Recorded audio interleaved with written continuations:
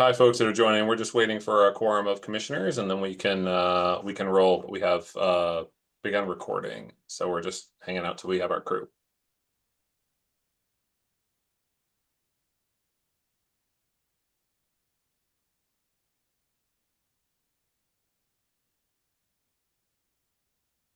Good evening. Hey, Sam, how you doing? Thanks.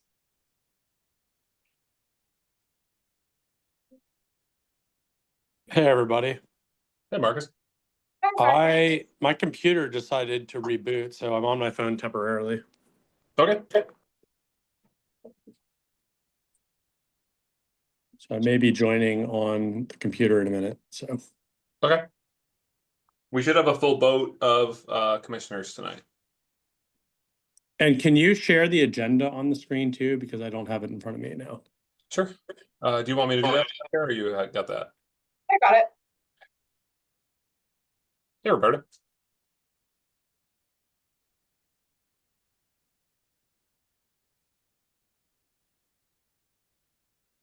Yeah, great. Thank you. Oops, sorry.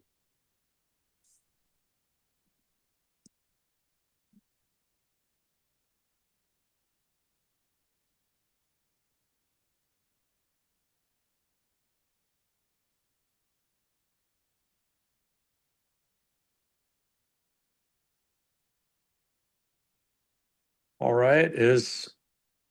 Should we get started? Yeah, we have a quorum of commissioners, so we're good to go. All right. First item this evening. Oh, I was just apologizing to everyone. I'm on my computer's rebooting, so I'm on my phone. I can see you, but I can't be on video. So, all right. So the first item this evening is the draft meeting minutes. Oh, let me ask this, Alex. Is there anything else on the agenda that is an edit? There shouldn't be any modifications Okay. to the agenda as it stands. Great. So we have draft meeting minutes in front of us. Folks had a chance to look at those? I thought they looked fine and would move we approve them. Great. Is there a second? Second. Is that Werner? Okay, great. And we will go around. So Werner, Yes. Sam, Yes. Roberta, Yes. Priya. I'll abstain since I wasn't here. Oh, okay. And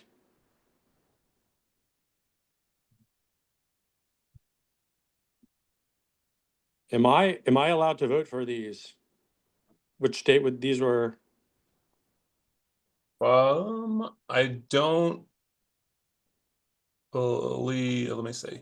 Don't Marcus- believe I Oh, was- right there. This was not there, I was not there. That's what I thought. Yeah. Okay. There it is. but So- then it's Werner.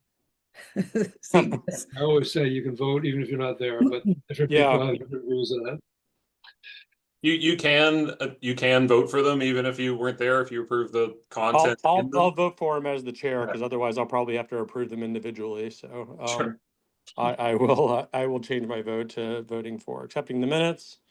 And I think that's everybody, right? Did I miss anybody? Is Pam here? I think Will just popped on. Oh, Will. We are in the middle of a vote for approving the minutes from the last meeting. I read them, so I approve the minutes from last meeting. I hear that as an aye. Yes. And that is everyone, correct? That's everyone's here, yeah. Great. So the motion passes to approve the minutes. The next item on our agenda this evening is a public hearing for 29 Sears Road, the amended order of conditions. Yeah, let's go to that. So there's a request for that. So we'll be presenting this evening so we can make sure our permissions have been updated and you can share and everything. I will be Attorney Don Gentile on behalf of the applicant. And with me tonight is Mr. Paul McManus, the wetlands consultant, and also Vern Porter. I hope, I'm not sure if he's still in the waiting room, who is the land surveyor and engineer on the project, and Kate O'Donnell, I believe, from Mr. McManus's office is also here. So, as Alex said, we're before you tonight requesting an amendment to the existing order of conditions to allow a single-family home to be built on this vacant lot on Sears Road. It's the last lot to be built and developed in this subdivision. I believe this should be a relatively simple matter for you because we are asking to amend an existing order to reduce the impact to the 150-foot buffer, not to expand the project, to do the opposite. Just to provide the commission with a short history, we came before you back in August 2023 for a proposal to construct a single-family home here. We discussed the project at length back in August 2023. We then had a site visit with members of the commission on site and walked the site. And then we had a second night of hearing in October 2023. You deliberated at a subsequent meeting and ultimately issued an order of conditions in November 2023. Part of that order of conditions contemplated a conservation restriction that the applicant was offering to the Conservation Commission on the area behind the proposed home. That remains. The applicant is still committed to granting that conservation restriction in connection with this amended order of conditions. So as I said, the amendment would reduce the impact to the buffer. And with that, I would like to pass it along to Mr. McManus to explain to you exactly what the reduction in impact to the buffer will be and some additional analysis that he's done in connection with this request to amend the order of conditions. Paul? Thanks, Dawn. I'm actually going to ask Kate O'Donnell from my office, who's kind of the keeper of the file. I'm having little computer issues. So, Kate, if you would jump on and share. Sure. Hi, I'm Kate O'Donnell from Ecotech. So I'll share my screen real quick to help show the proposed changes. So on the plan here, hold on. Try to zoom in. On the plan here, you can see this yellow line. That was the original approved footprint of the house back in 2023. And that goes all the way to there. And then this is the new proposed, or the currently proposed footprint. And so in the 150-foot buffer zone, we're highlighting the areas where there's a reduction in impervious surfaces with this orange yellow color, and then anywhere there's a slightly expanded footprint we're showing in red. And so here you can see that within the 150-foot buffer zone, there's a reduction of 1,282 square feet with an expansion of about 525 square feet, which nets to about 750 square feet of reduced impervious surface area. The erosion control barrier changed slightly. We provided a tree plan with this request to amend the order of conditions, and they had recommended that these trees be removed, so we moved the erosion control barrier around those trees. So again, like Don had mentioned, the conservation restriction is still proposed, and that's about 80 to 90 feet from that wetland area, which would all be protected, and that whole back area as well, which is about an acre, I believe, or more, would all be protected by that conservation restriction. It's our opinion that the proposed condition is overall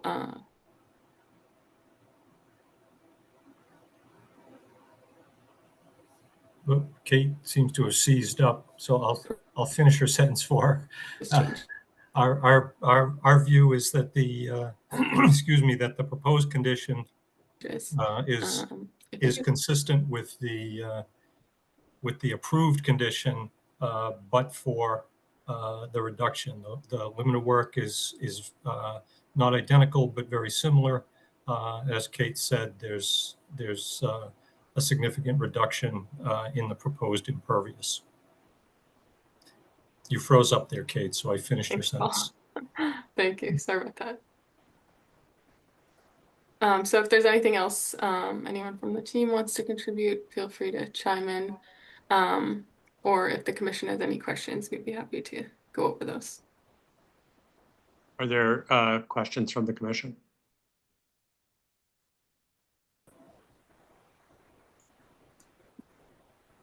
Could you talk a little bit about why this change is proposed?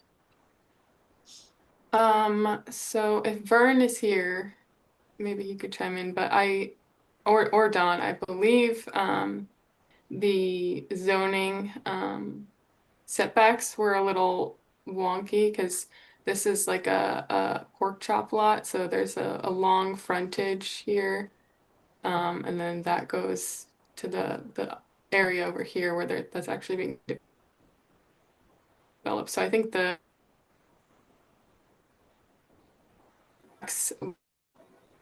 Right, Kate, you're a little Oh, choppy. we're losing Kate again. were so I think it had to be sorry. Can you guys hear me? It's coming through okay right now. Yeah. It's in and out a little bit. Yeah, just go ahead. Yeah. Sorry. But yeah, the setbacks I think were interpreted differently. So especially here had to be reduced for the setback line. And I'll also chime in. I don't know the details of it, but I think part of it was just a change in plans by the applicant. Just decided that they were interested in doing things a little bit different. Once we got the order of conditions, there was sort of a pause, and I think the applicant just decided to go in a different direction, honestly. And that's why we're back.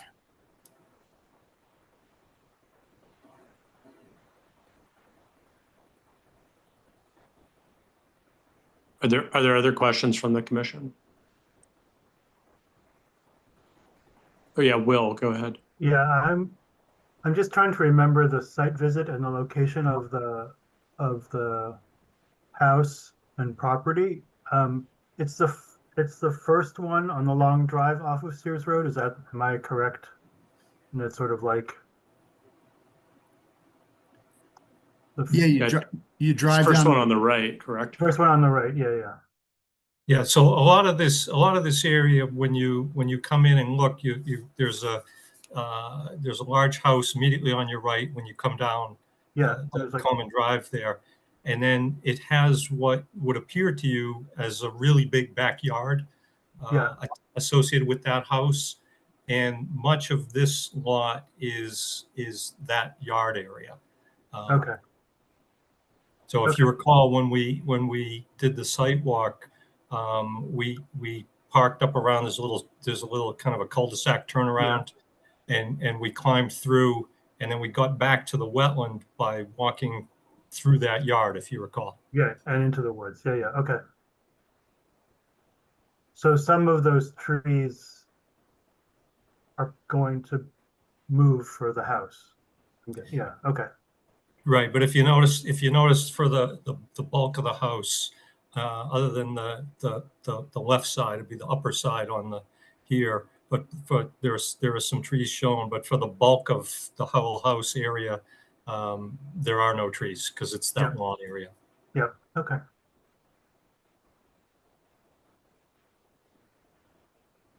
It's a little bit hard for me to, oh, sorry, Sam, you have your hand up. Yeah, go ahead, Sam. Oh, that's no problem.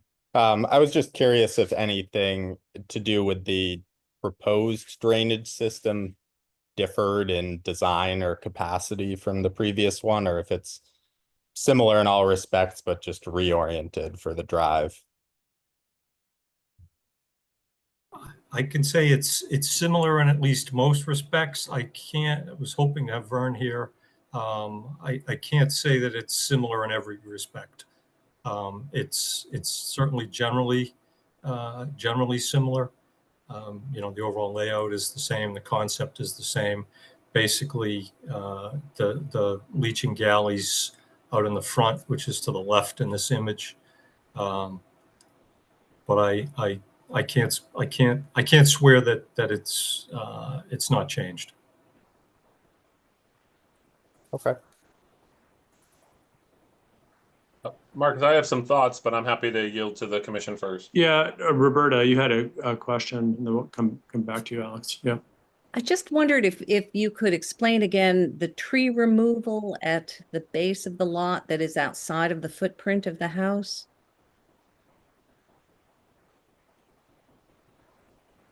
Kate, do you have that? You filed that the tree plan. That might be more helpful. This one? Well, did you want me to review that? Sure. Is that Mark? Yeah.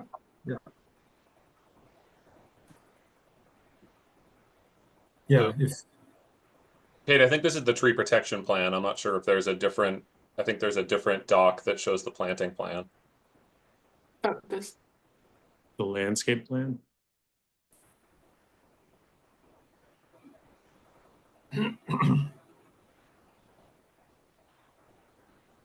Don, did you want me to explain that? Yes, please, Mark. Okay. My name is Mark Zerillo. I'm a landscape architect, registered in Massachusetts and 9 other states. I prepared this update to the landscape plan by way of consulting with an arborist and putting together the components that would be necessary to provide for a tree protection permit. Those trees in question that you asked for, Ms. Shore, are basically in the drainage corridor between the retention area and the wetland. Most of those trees are dead, or they are in invasive, or I guess what they call unviable condition. And so those trees would be taken down and they would be replaced.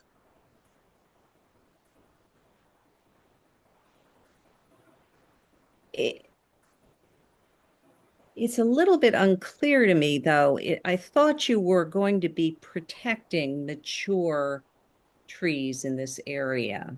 Yeah, these are not mature Even trees. if they were invasives. And Yeah, it looks to me like the DBH of a number of these is well above 2 inches.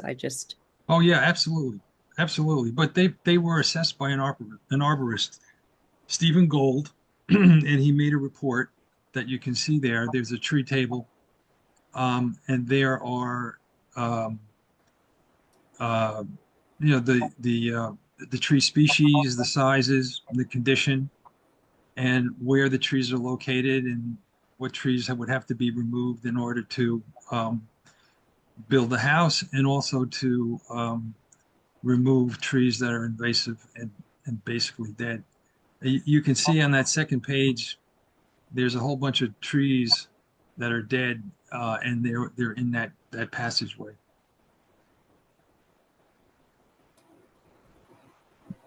And I could say that, you know, there are actually no specimen trees on this site. When we think about specimen trees, we think about what we see in a Donald Wyman sketch or a Donald Wyman book, you know, where the tree is effectively has a good habit and and has been able to, you know, grow and branch in a reasonable way. None of these trees have had that ability because they've been essentially grown together in a forest situation, and so most of them are 60 feet tall with just a little fringe on the top. You know, they don't represent what you would consider a specimen tree.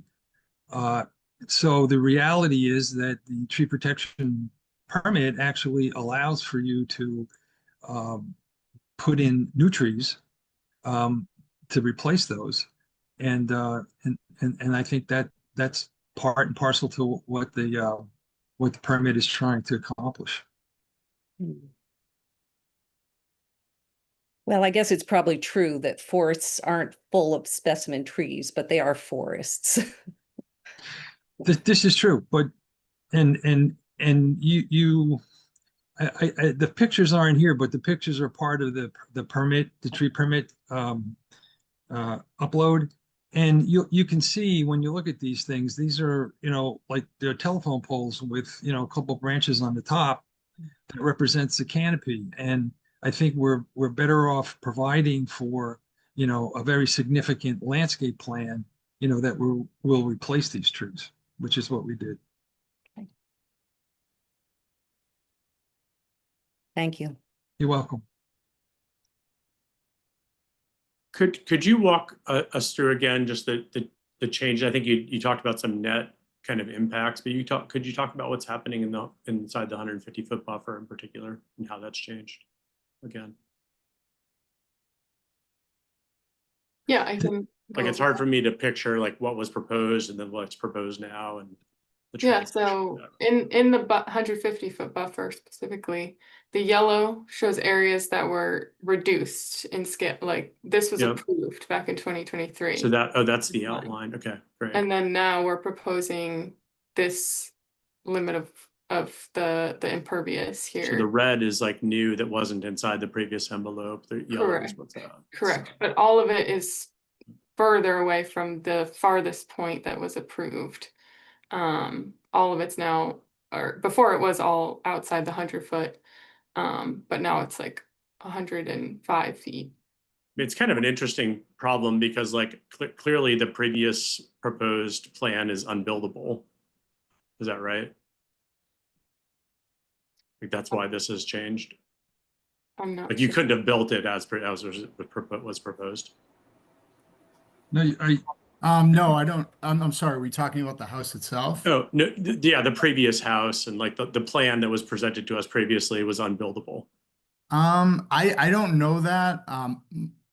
I don't have extensive knowledge as to why they switched plans, but my understanding, as I gleaned it, was that Yeah. there was a change in plan regarding the house and its features. Yeah. Well, it was like a recreational facility or something previously. That was Right. purported to be a single family home. That was my understanding. Right, I think this is more of just a conventional single family home Right. arrangement rather than a big rec room.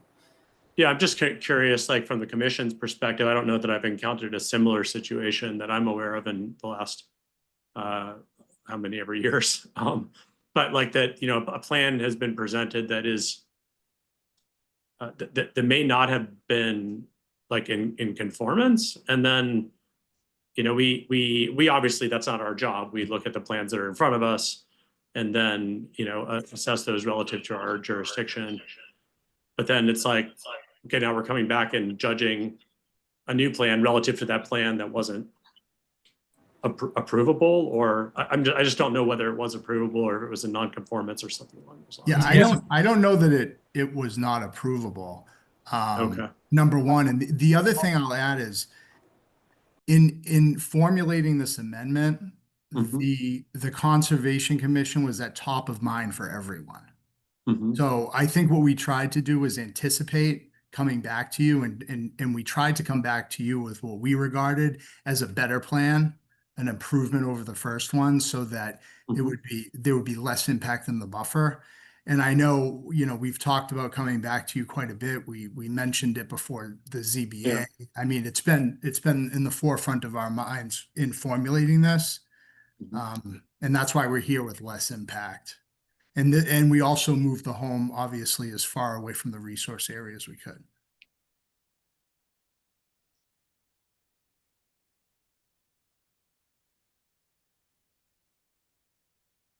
Other questions from the commission? I want to go also to the public too. I mean, Alex, do you have additional thoughts? You wanted to chime in on some of this? I do. I just have a couple questions about things we haven't mentioned yet, and this is sort of based on the initial notice of intent and order of conditions were before my time, but I did go through and review the minutes, and I just had a couple questions about those minutes versus these sort of submitted plans. So during those minutes, the November meeting in 2023, there was the minutes indicated that the owner of the property was amenable to a post and rail fence along the buffer line as a demarcation. And then in the order of conditions, the original order of conditions, it stated that the applicant shall submit a plan to permanently demarcate both the proposed 150-foot buffer zone and the enhancement area depicted on the referenced plans. So I guess question one is that still in the mix for this, and what does that look like?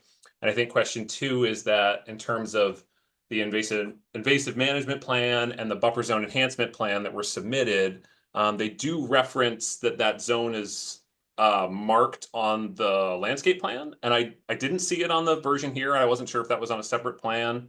And part two, is that still included as the vision here to do that? And there was a pretty significant plant list of shrubs and wetland plants and enhancement plants to enhance that, the 100 to 50 between the 100 and 150. Yeah, I remember that too, Alex. That's a really good call out, because it looks to me like it's proposed as lawn right now. Is that correct? We anticipated and probably should have been more explicit that all of that would still be part of an amendment. We're proposing to put in a slightly different house, but we're not proposing to eliminate any of those conditions, which were really, your condition was, with respect to those things, was essentially do what you said you would do.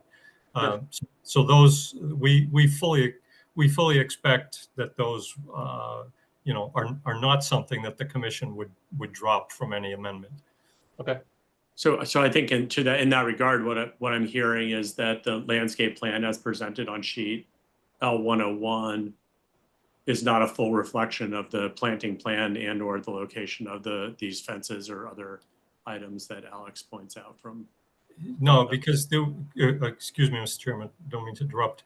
There was a separate invasives and management planting document that was entirely separate from the planting plan up at the house.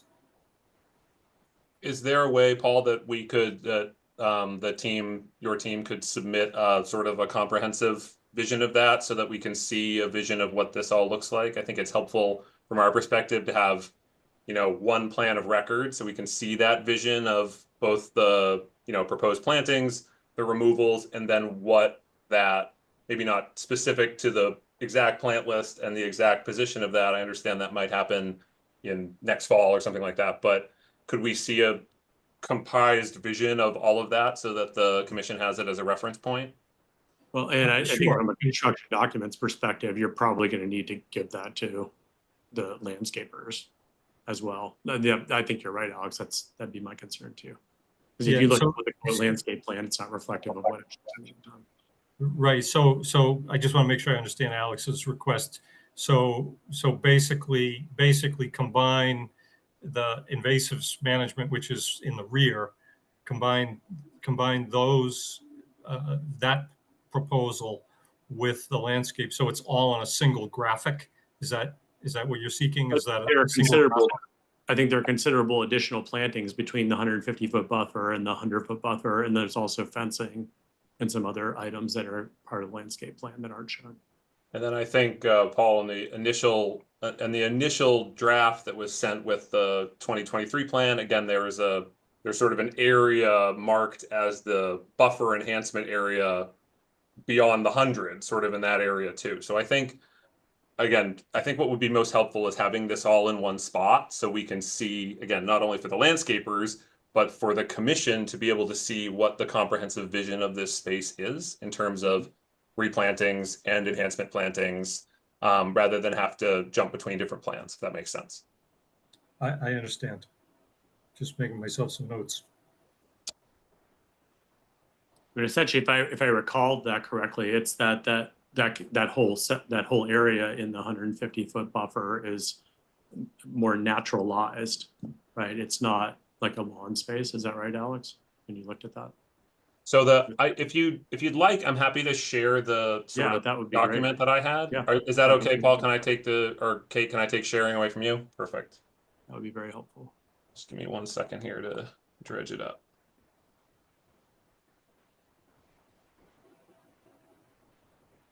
Of course, can't find it now. All right.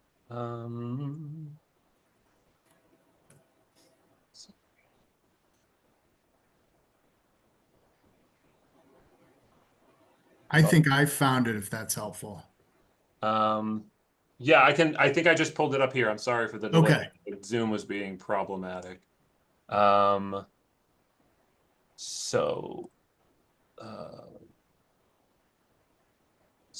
this was a sketch plan that was submitted to us sort of as an initial planting plan a few weeks back with the initial pack. And so where there's a version of this that was sent a couple of years ago where this whole area beyond the planting here where it says 13 AR and 12 ER, this was demarked as sort of a enhancement area. I'm seeing if I can find it here. Do you see this? This is the initial one. So this was the one originally submitted in 2013 where it specifically listed this buffer zone enhancement area. And I think having this as part of that consistent document, and again, understanding that maybe the specific plantings aren't laid out yet and that can come down the line, but seeing the vision for the entire space, I just think is the most helpful. And the part I'm calling out too, Alex, is where it says naturalized area. Like I remember this conversation, which we basically said, like, this is not lawn. This is, inside the 150-foot buffer is like as it's indicated on here, naturalized area. Sure. So which is, it's not turf. So looking at this plan versus, sorry, my thing is being bad. This plan, again, noting that if the plan is really to keep that vision the same, noting that green is naturalized area and noting that what that buffer enhancement zone looks like. Yeah, any of the, I'm assuming the bright green in this plan looks like lawn to me, and I think that the conversations we had were that those areas inside the 150-foot buffer were, quote, naturalized. Does all that seem consistent with from the applicant's point of view? I think so. I had a plan showing that split rail fence. But yes, I think we can pull it all together and get it all on one plan. So everyone's dealing with one document. That split rail fence, can you look at that plan again? That you just had up there? Yeah, Mark, you want me to pull up that one, the Yeah, sort of sketch drawing? Yeah, give me 1 second. Yeah. This guy. Just a point about that fence.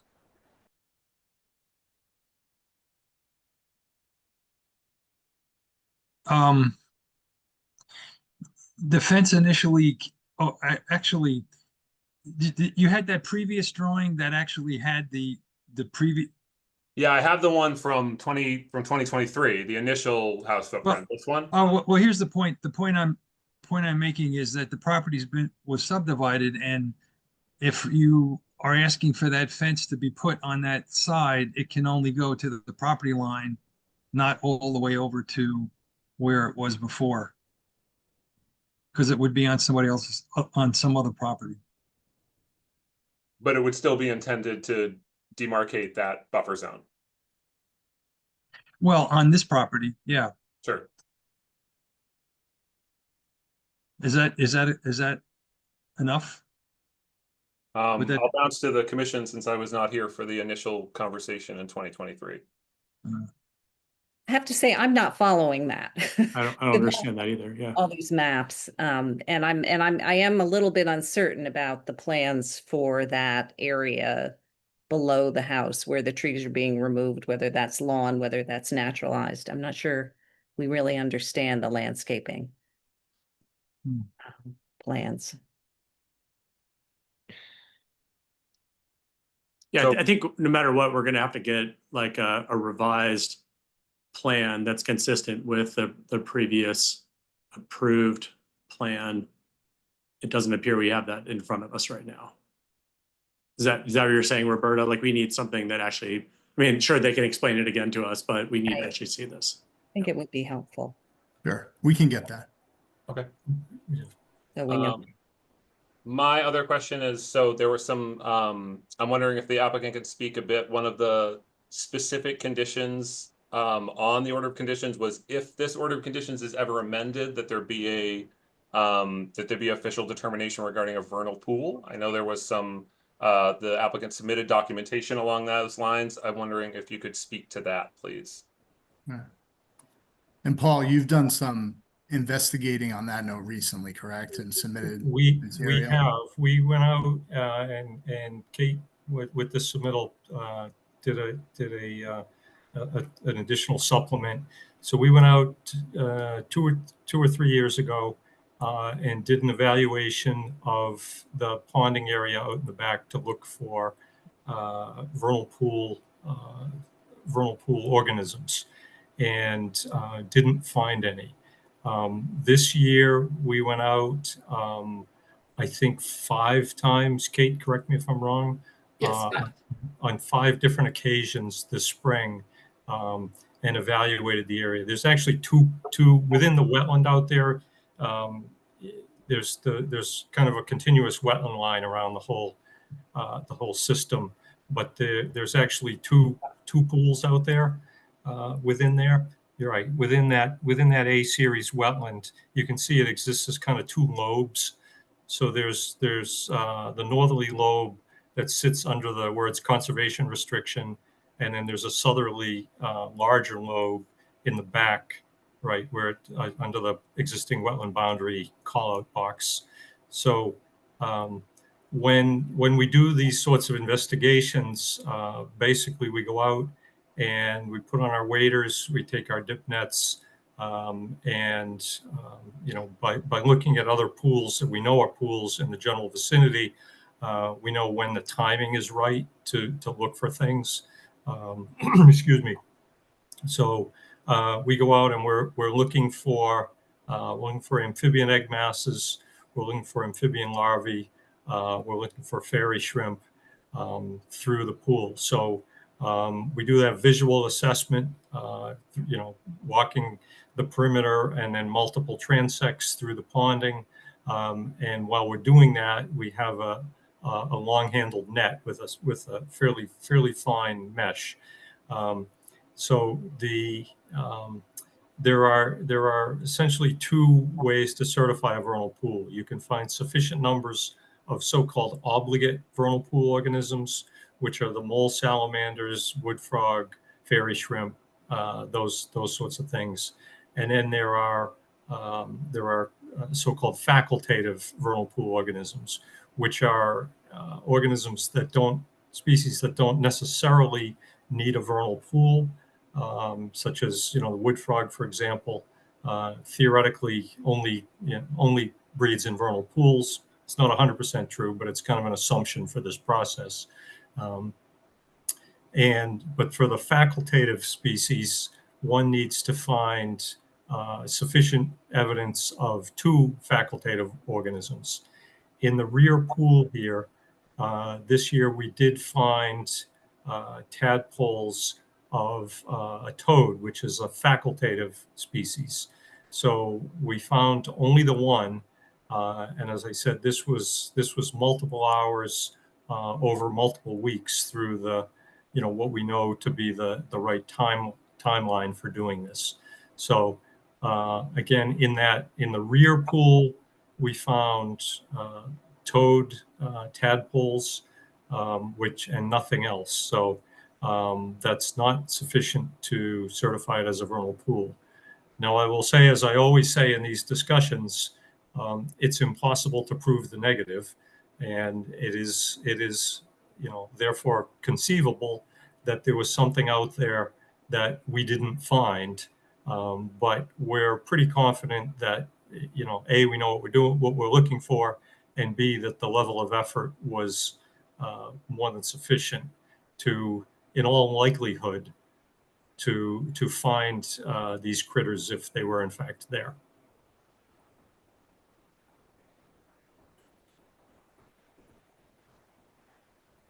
Thank you.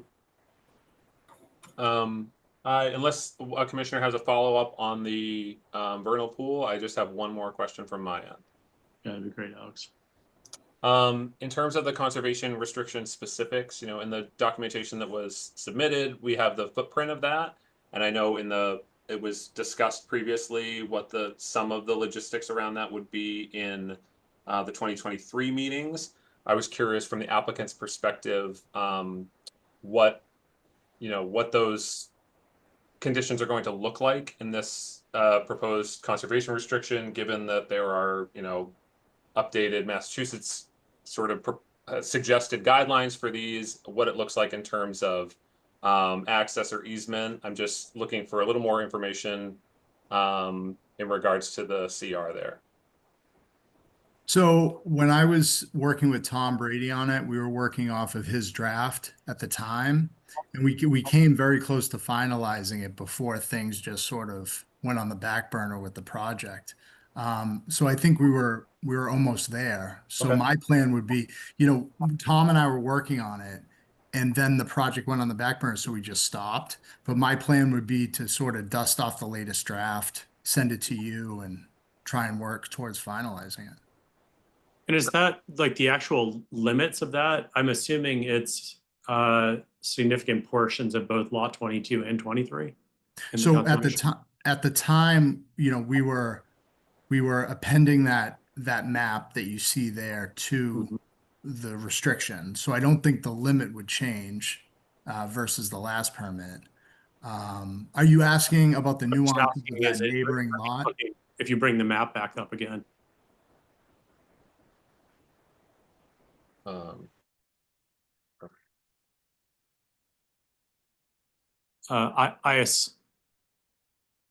So lot 23 is this pork chop shaped thing, right? This long, I'm just making sure I'm interpreting that correct. Like, so the house is on both lot 22 and 23, or is it just on 22? It's just on the one lot, 22. And previously it was proposed to be on both lots. I understand. And then I'm assuming then that the conservation restriction, as it was previously posed, as it's drawn, includes significant portions of both lots, even though the house is not on 23. Well, I think the vast majority of it's on 22. And I think that's the conservation restriction would also extend into lot 23 as it was previously. I don't think so. I would assume it would stay on the property.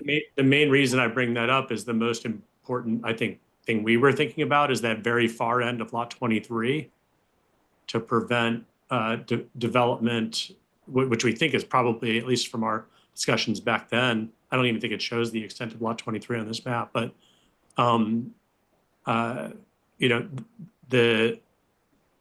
my understanding was that conservation restriction was going to prevent development of an additional property on the far side of the wetland. And if 23 was excluded in the current proposed restriction, it might allow for that.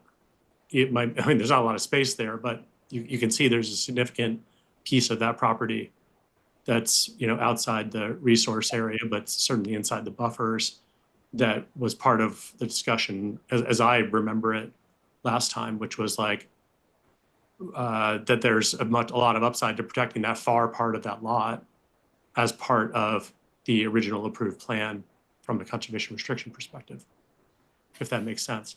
But if 23 is excluded, that might be a very different, and sizable change to the proposed conservation restriction. I understand what you're saying. I never I never looked at it as protecting development on the rear of the lot. I think we looked into that at some point and it was just, I just don't think it's realistic. That anyone would Conservation- build anything there, or? Right, conservation restriction or not. And because of be- that, I honestly didn't flag that as an issue. Does the homeowner own that property? I'm sorry, that rear area where that drain and that easement is, that sewer easement, 23, yeah. I believe that was part of this lot prior to the subdivision. But when we committed to the conservation restriction last time around and negotiated the conservation restriction, I did not view the conservation restriction as seeking to protect against development on that area. I did not, it was not my understanding that that was the intent of the commission. I thought the commission was just striving to protect the resource area. If that was the name of the commission, And the buffer, of course, as well. I mean, obviously, Of course. the protection is much more than just the resource area. of course, we could take a look at that. I hadn't really thought much about that. Does the owner owns lot 23, correct, though? The different owner, Oh, it's a different a owner. different title holder. I don't know the exact relationship between the owners, but it's technically a different owner. I mean, you can even see the line that shows the limit of conservation restriction extending into lot 23 on this drawing. Right, I see it. Yeah. So I can inquire about that and look into that. I mean, and I don't understand the ownership or even, how that's deeded right now, but, yeah, actually, right in the middle, it says how many square feet it is, lots 22 and 23. So maybe it's already included. Maybe that whole thing is under conservation restriction. I mean, it'd be interesting to know what the 64,232 square feet is. Sure, and I can drill down on that. Yeah. I assume it's like basically that huge portion of lot 23 as well. Okay, I'll look into that.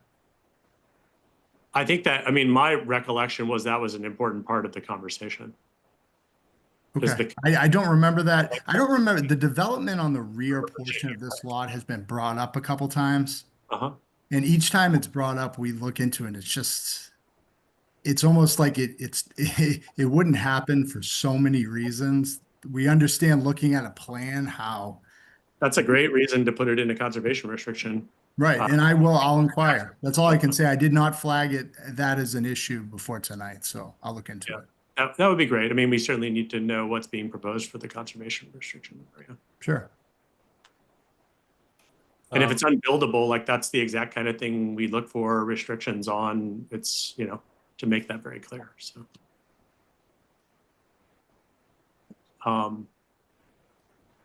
other questions from the commission? I know that I just kind of went through a bunch there, so I don't know if there's related questions on that, but. That's all I have from my end.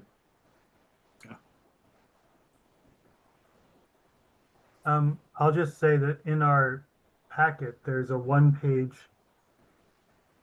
map of the conservation restriction from, the date is 10/13/2023. And it references Where is that, Will? in the online all the materials that were submitted.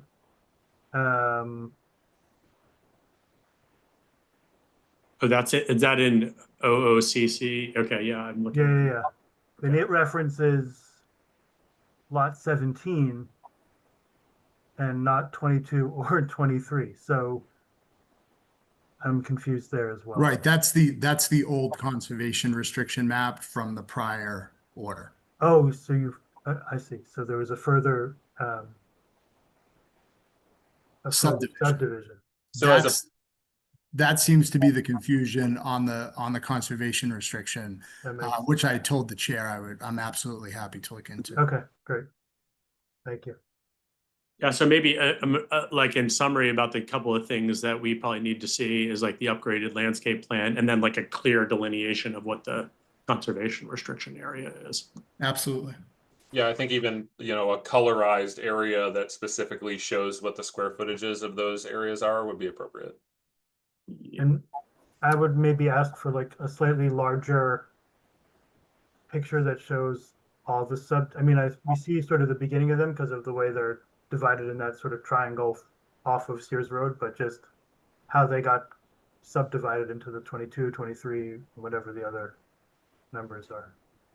Yeah, and if it I think it included lot 23 as it's called right now. And so we don't even have the property boundaries for that entire lot. So you'd like a copy of the subdivision plan? Yeah, that'd be helpful. Sure. Enough of it to see the full restriction, if nothing else. Sure. Okay, any other questions from the commission? All right, let's turn to the public, and I see a few folks that have their hands raised.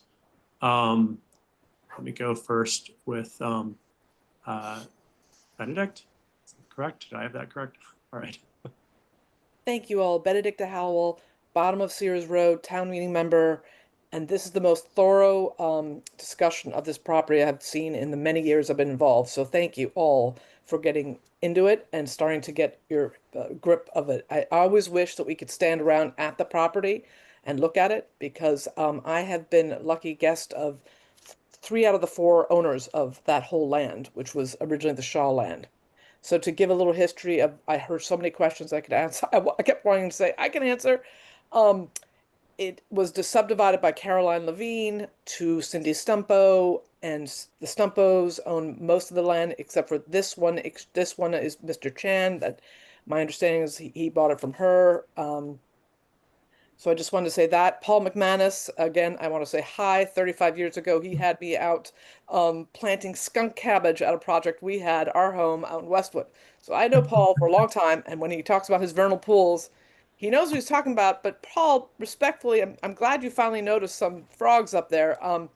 There were a lot of vernal pools at this whole property. I have been through them winter and summer a lot. And so the fact that there's very few now is because of all the development and all of the gravel and the hard packed cement gravel stuff that's been put in that has created a total change in drainage in that area, that the whole neighborhood physically, facts speak. So just wanted to say that regarding that. There are a lot of questions. What does that landscape look like in the back? You all are talking about it, and I'm glad you're asking. It is a very rough, hilly landscape, very natural. All this dead tree talk, I don't know about the dead trees. I haven't seen any dead trees, but I haven't been up there for years. But it's not a lot of dead trees, but it's a very heavy terrain that you can see if you look up the back of homes from Lee Street. You can look up, but it's beautiful terrain.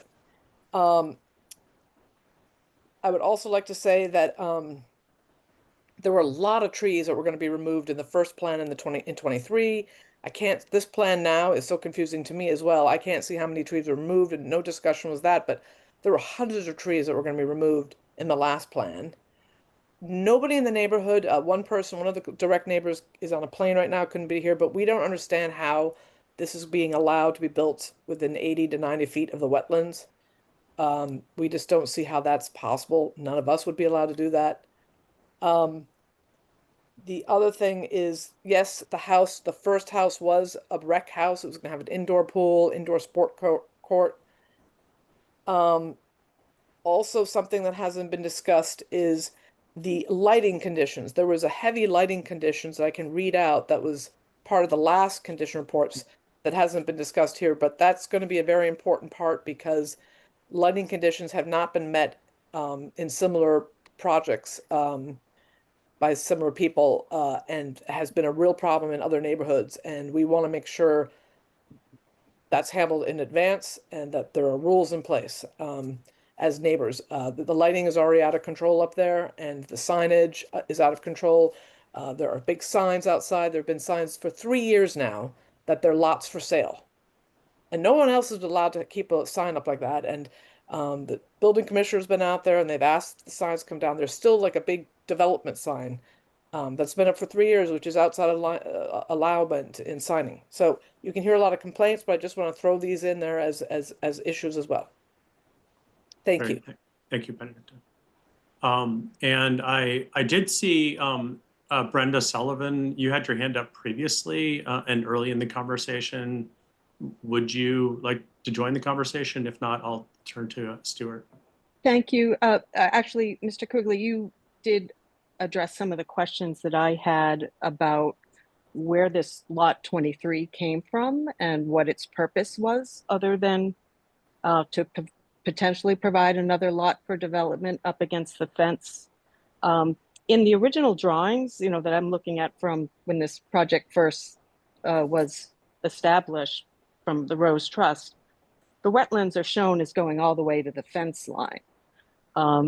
So with the addition of this additional breakup of the lots, I'm just curious as to why that was done.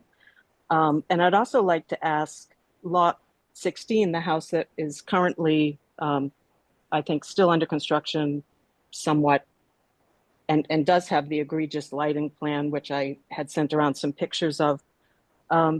There was talk that that back parcel also being put under conservation restriction, and I don't see that being handled or done by the owner. So those are my issues, but you had brought up some of them, so thank you. Yeah, thank you, Brenda. And Mr. Sieberman.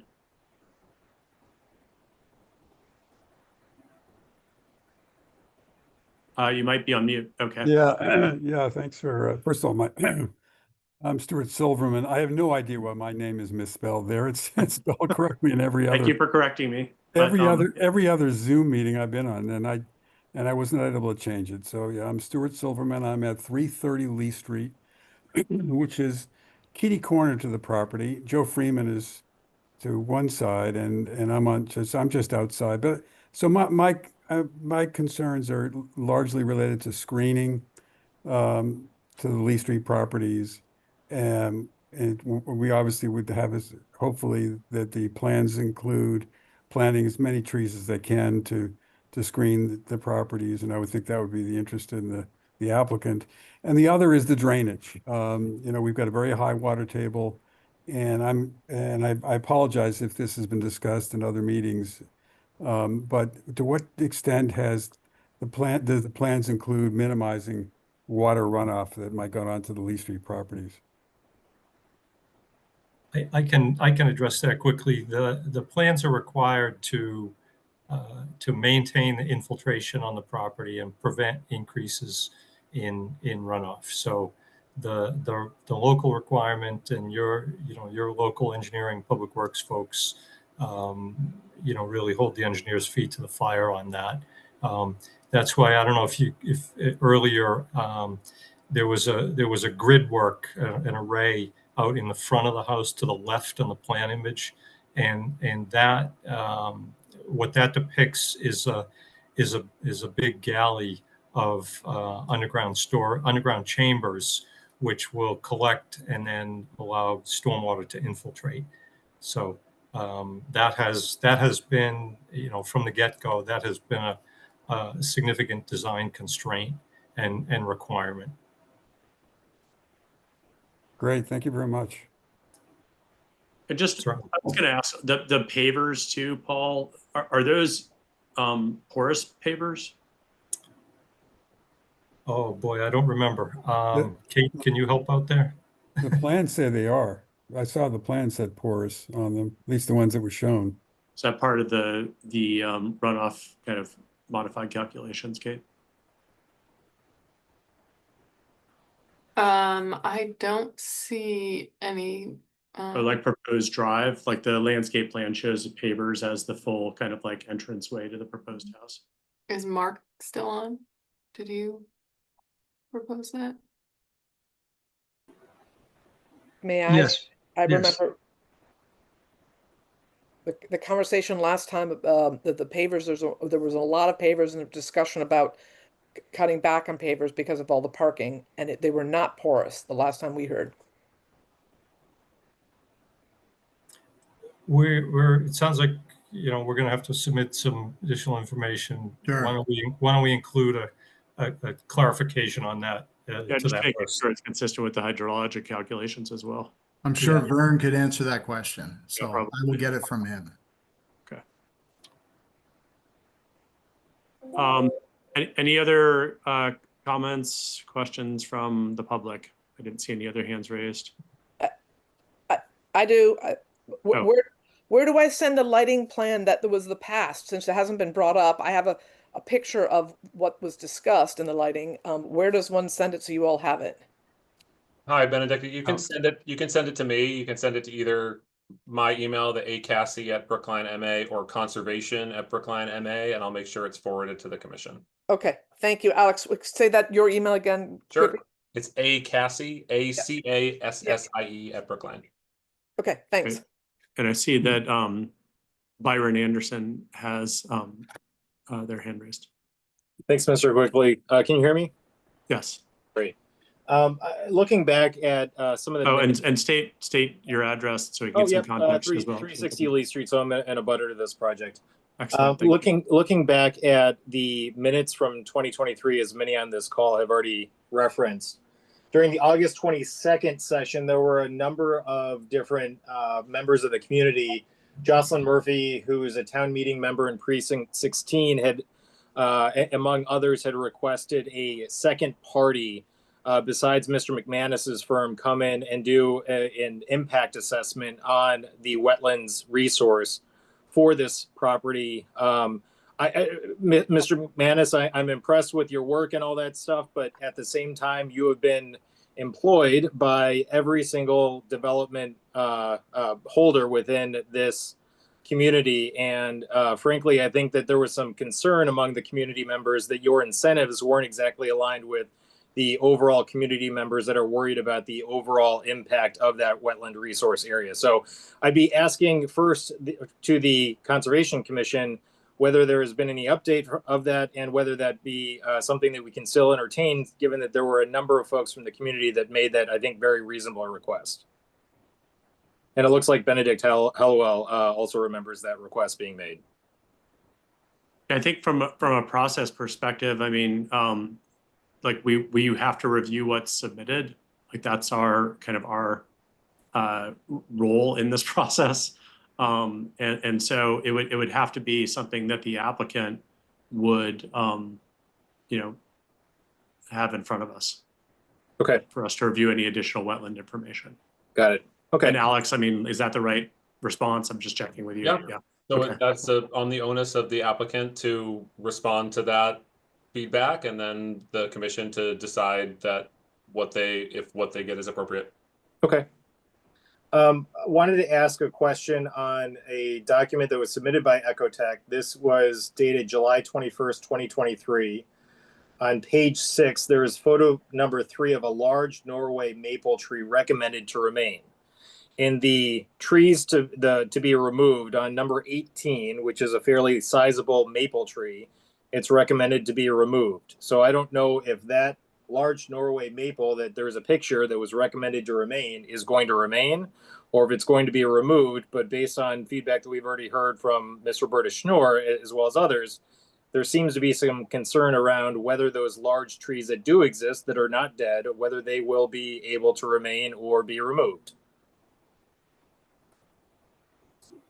So the landscape plan and that Mark Cirillo described, which included the tree protection filing that Mark Cirillo provided, and I don't recall a specific tree or the picture, but the plan, the plan that's before the commission right now shows what's currently proposed.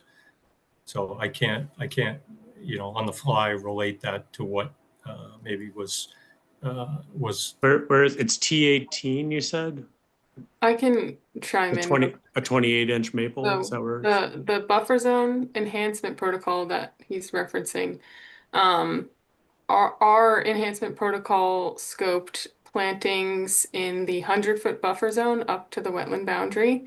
But we're not proposing removal of any trees, including invasive trees. But we are planting shrubs and other vegetation in that area. So I believe that Norway maple is somewhere around here. Okay, but in the table that was screen shared a few minutes ago, yeah, it's number 18. it says remove, yeah. Yeah, it says maple, and it's a fairly sizable one too. It's a maple, large maple for removal. So I'm curious where that is, and like, if you're saying that invasives are not going to be removed, is it going to stay or is it going to be removed? Is it tree number 18? Is that what you're referring to? Yep. This is 18 right here. Right there. Yep. Which is squarely, it's almost within the 100-foot buffer zone. And that's a specific part of the building that was proposed to be built now that was Correct. not previously That is covered by correct. envelope. That, that is That tree would be removed. That's correct. okay. And the tree protection bylaw allows removal of trees if you then mitigate that removal. So that's what we're doing. Okay. A question on that line. Back to a comment that Mr. Gentile had made, where he said earlier in this call, we moved the house as far away from the resource area as possible. If we go to I think it may be the next page that shows the pink and the yellow. Yep.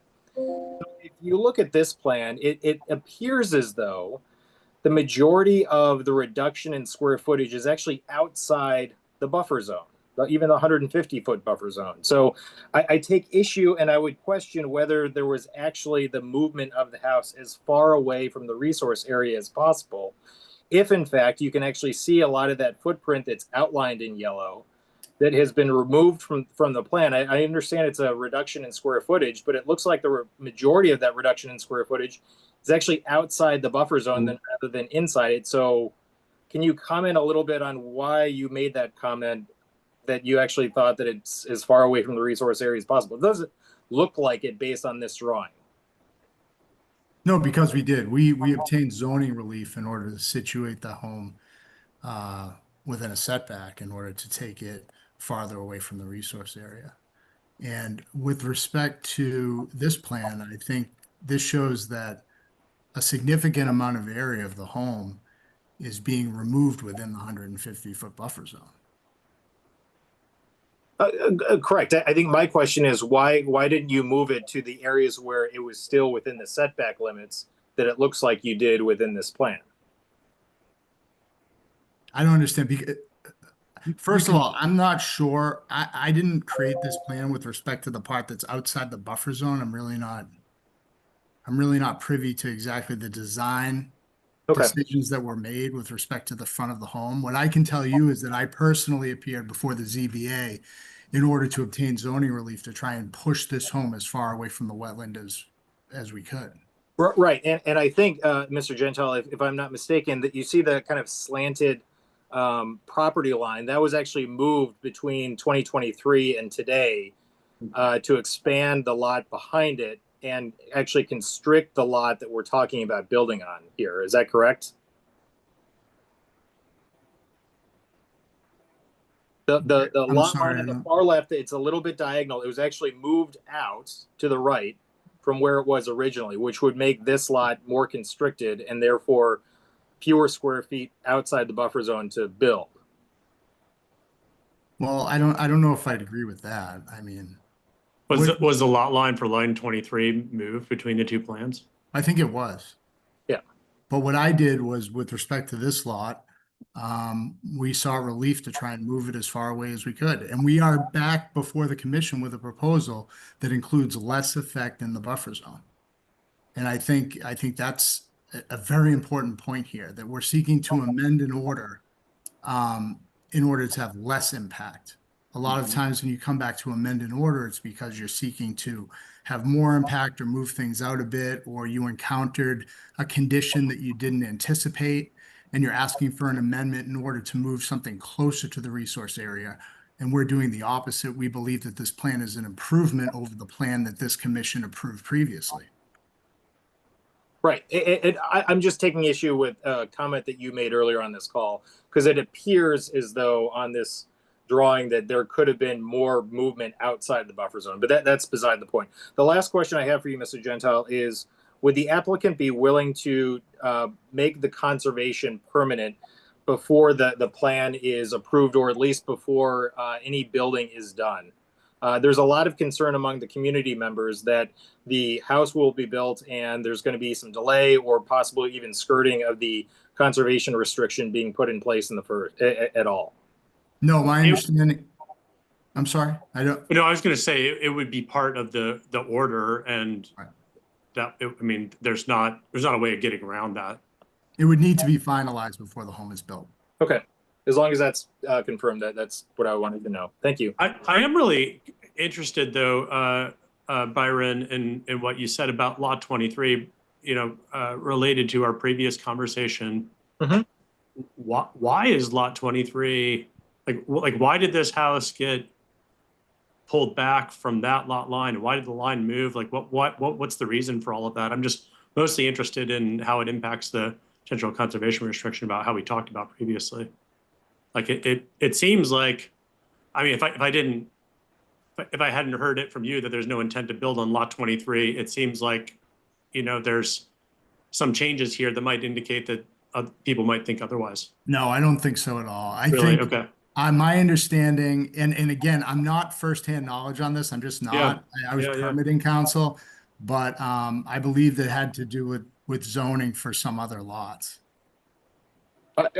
I was under the impression that it's allowing for more building on lot 25 because they've already hit their FAR maximum on that lot. Yeah, and I'm not certain, but I know there's no plan to build on the back of this lot. I've been over Okay. this All right. That's personally what I was a number of wondering times. about. It's like Yeah. it's impossible if you walk down there. It's really it's just not helpful. in the cards. So Yeah. Okay. I'm sure we can fix that issue. No, the FAR thing makes sense to me. I mean, they just want additional space so they can put more square footage on 25. That's helpful too. Right. And my only point on that, Mr. Quigley, is that just based on what it looks like on the lot lines here, is that it shrinks Right. the amount of square footage between that new lot line and where the 150-foot buffer zone is to build this house.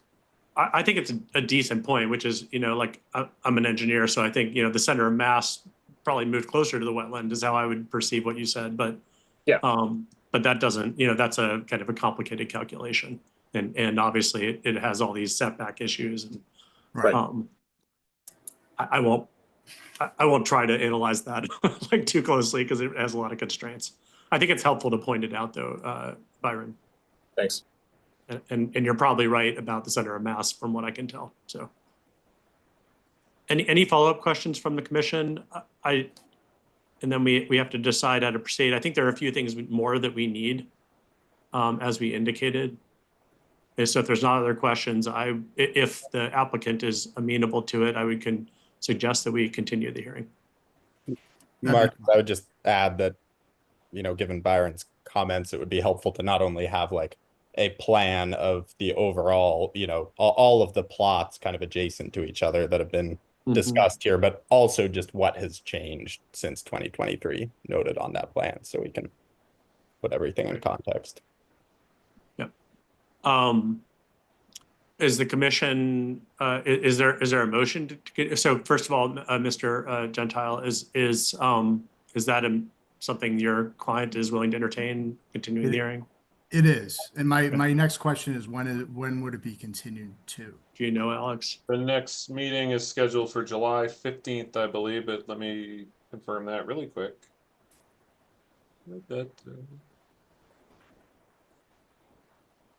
July 15th at 7 p.m. is the next meeting of the Conservation Commission. Okay. That's fine. Is there a motion to continue the hearing to July 15th at 7 something? So moved. Oh, that was Sam, and then Yes. Werner seconded, or Will. Yeah. I'm going with Will because Werner's muted. All right, so we'll do a roll call vote. Sam?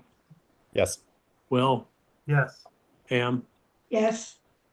Roberta? Yes. And I will vote yes as well. And Werner. Did you get me? Oh, Werner, sorry, Werner, Yes. I missed you. Yes. Yes, great. So it's unanimous. And Priya. Oh, Priya. Ah, so many faces tonight. I'm sorry, Priya. Priya. In favor. Thanks. Right.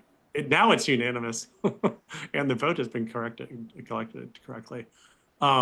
Great. So the hearing is continued to the 15th. Thank you. Thank you. Have a good Thank night. you. Yeah, thanks for all your time too. I know it's a lot of questions and a Thank long you. evening, so. Thank you. And I'll be in touch soon.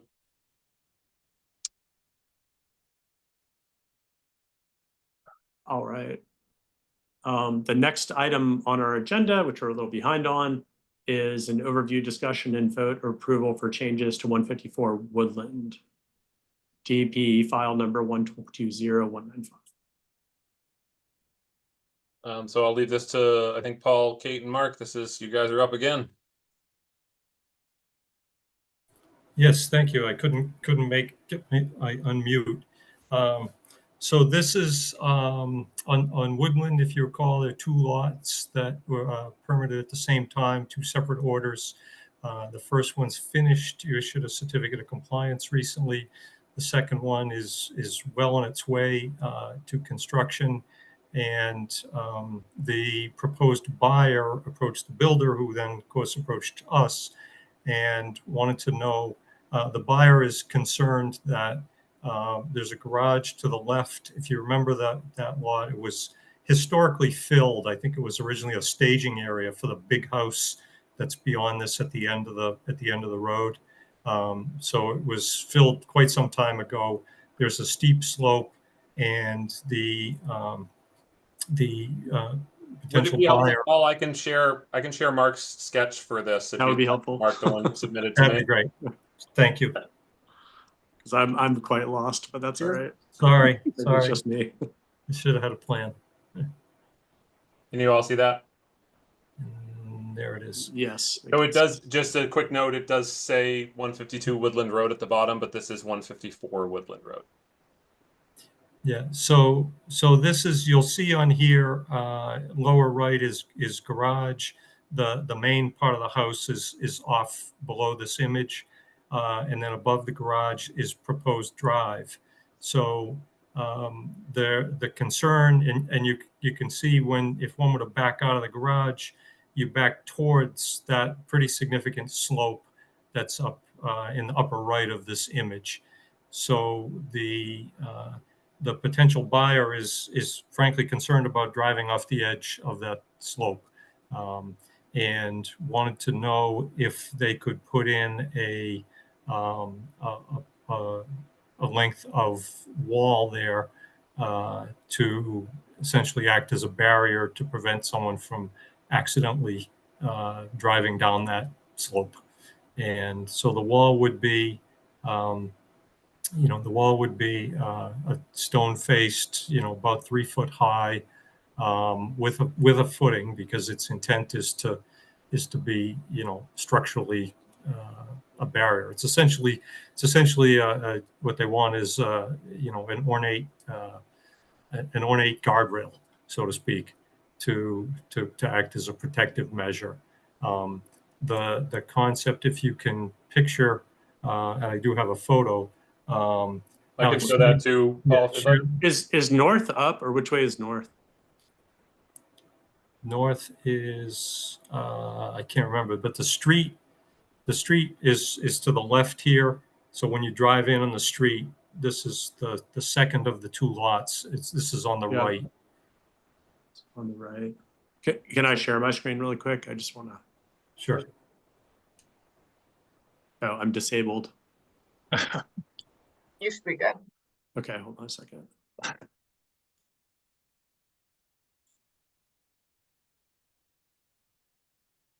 So it's this house. It's not come up yet. Did that work? Not yet. Yeah. Oh, there you go. It's this house. That's correct. So if you look to the right side of that house, yeah, right there, that's the proposed driveway. That right end of the house is the garage. So one would back out towards that tree line. That's that steep slope. And I'm happy to show the Marks whenever you'd like. I'm happy to Yeah, show sure. an image of what that wall might look like. So like this, like slopes down there, and there'd be a little wall. There'd be some wall here or something. Okay. Right. Sure. Alex? Let me share that really quick. So the intent is to not expand the limit of work, but to do it, right off the edge. So this wall that you see here is actually on the other house. It's on that house has a garage on the right-hand side, but also has a similar steep slope just beyond. So this is the sort of wall that would be proposed. Correct, Mark? Correct, yes. And again, it would be it would be tight to the driveway, and like this one here, it would only go for for the length that is needed for to give some safety comfort. Priya? Yeah, just a question on it. When Marcus, when you were sharing screen, it looked like there was the garage, a bit of driveway space, and then some green area. Is the wall being proposed to go in front of the green area, over the green area, further back?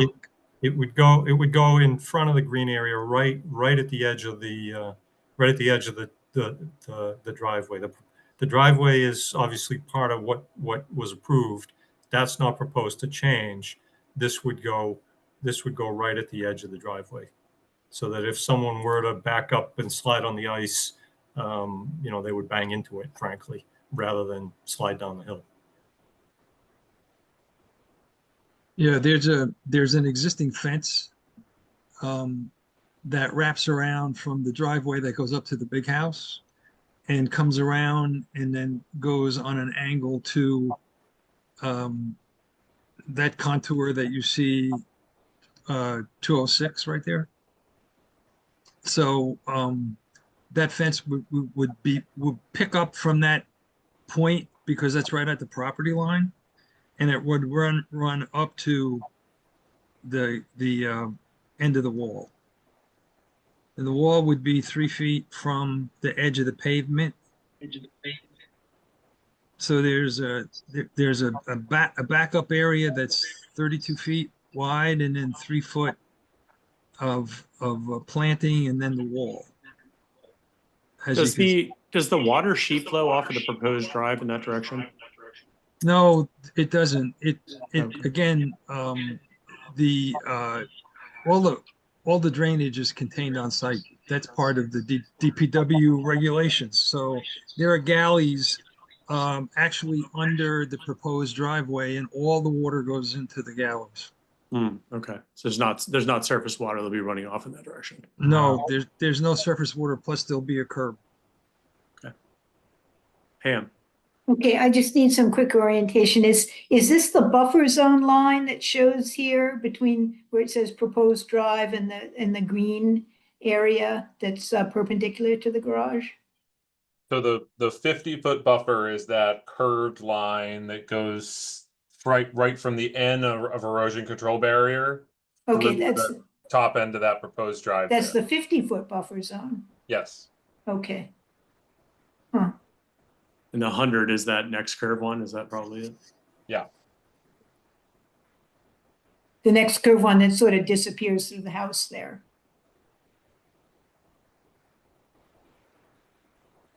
Yeah, the 100-foot runs through the 203 line on the left side and hooks down there down to the 207 into the garage.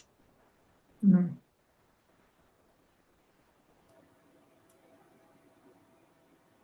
What's the stage of construction right now? Well, Kate, you were out there today. You can best answer that. I think the house is mostly done. They said they're going to start landscaping soon. Driveway right now is just gravel. They said they were going to do that last and wait until we saw what happened tonight at the wall. Okay, and it's 32 feet from the garage to where this wall would be? 35 feet. 35 feet, that's a lot of room to back up a car, isn't it?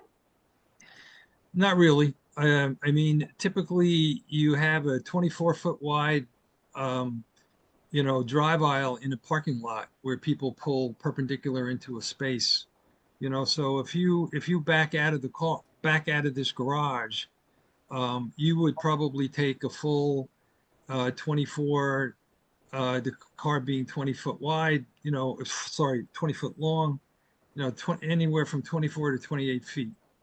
So, it's possible that if you weren't careful, you could go over the edge. It's actually a safety barrier. Yeah, no, I understand about the wall. It just seemed like it was a big backing area, but I have a smaller car, I guess. Well, they used to make them smaller years ago, but not anymore. Yeah, okay. Thank you. You're welcome.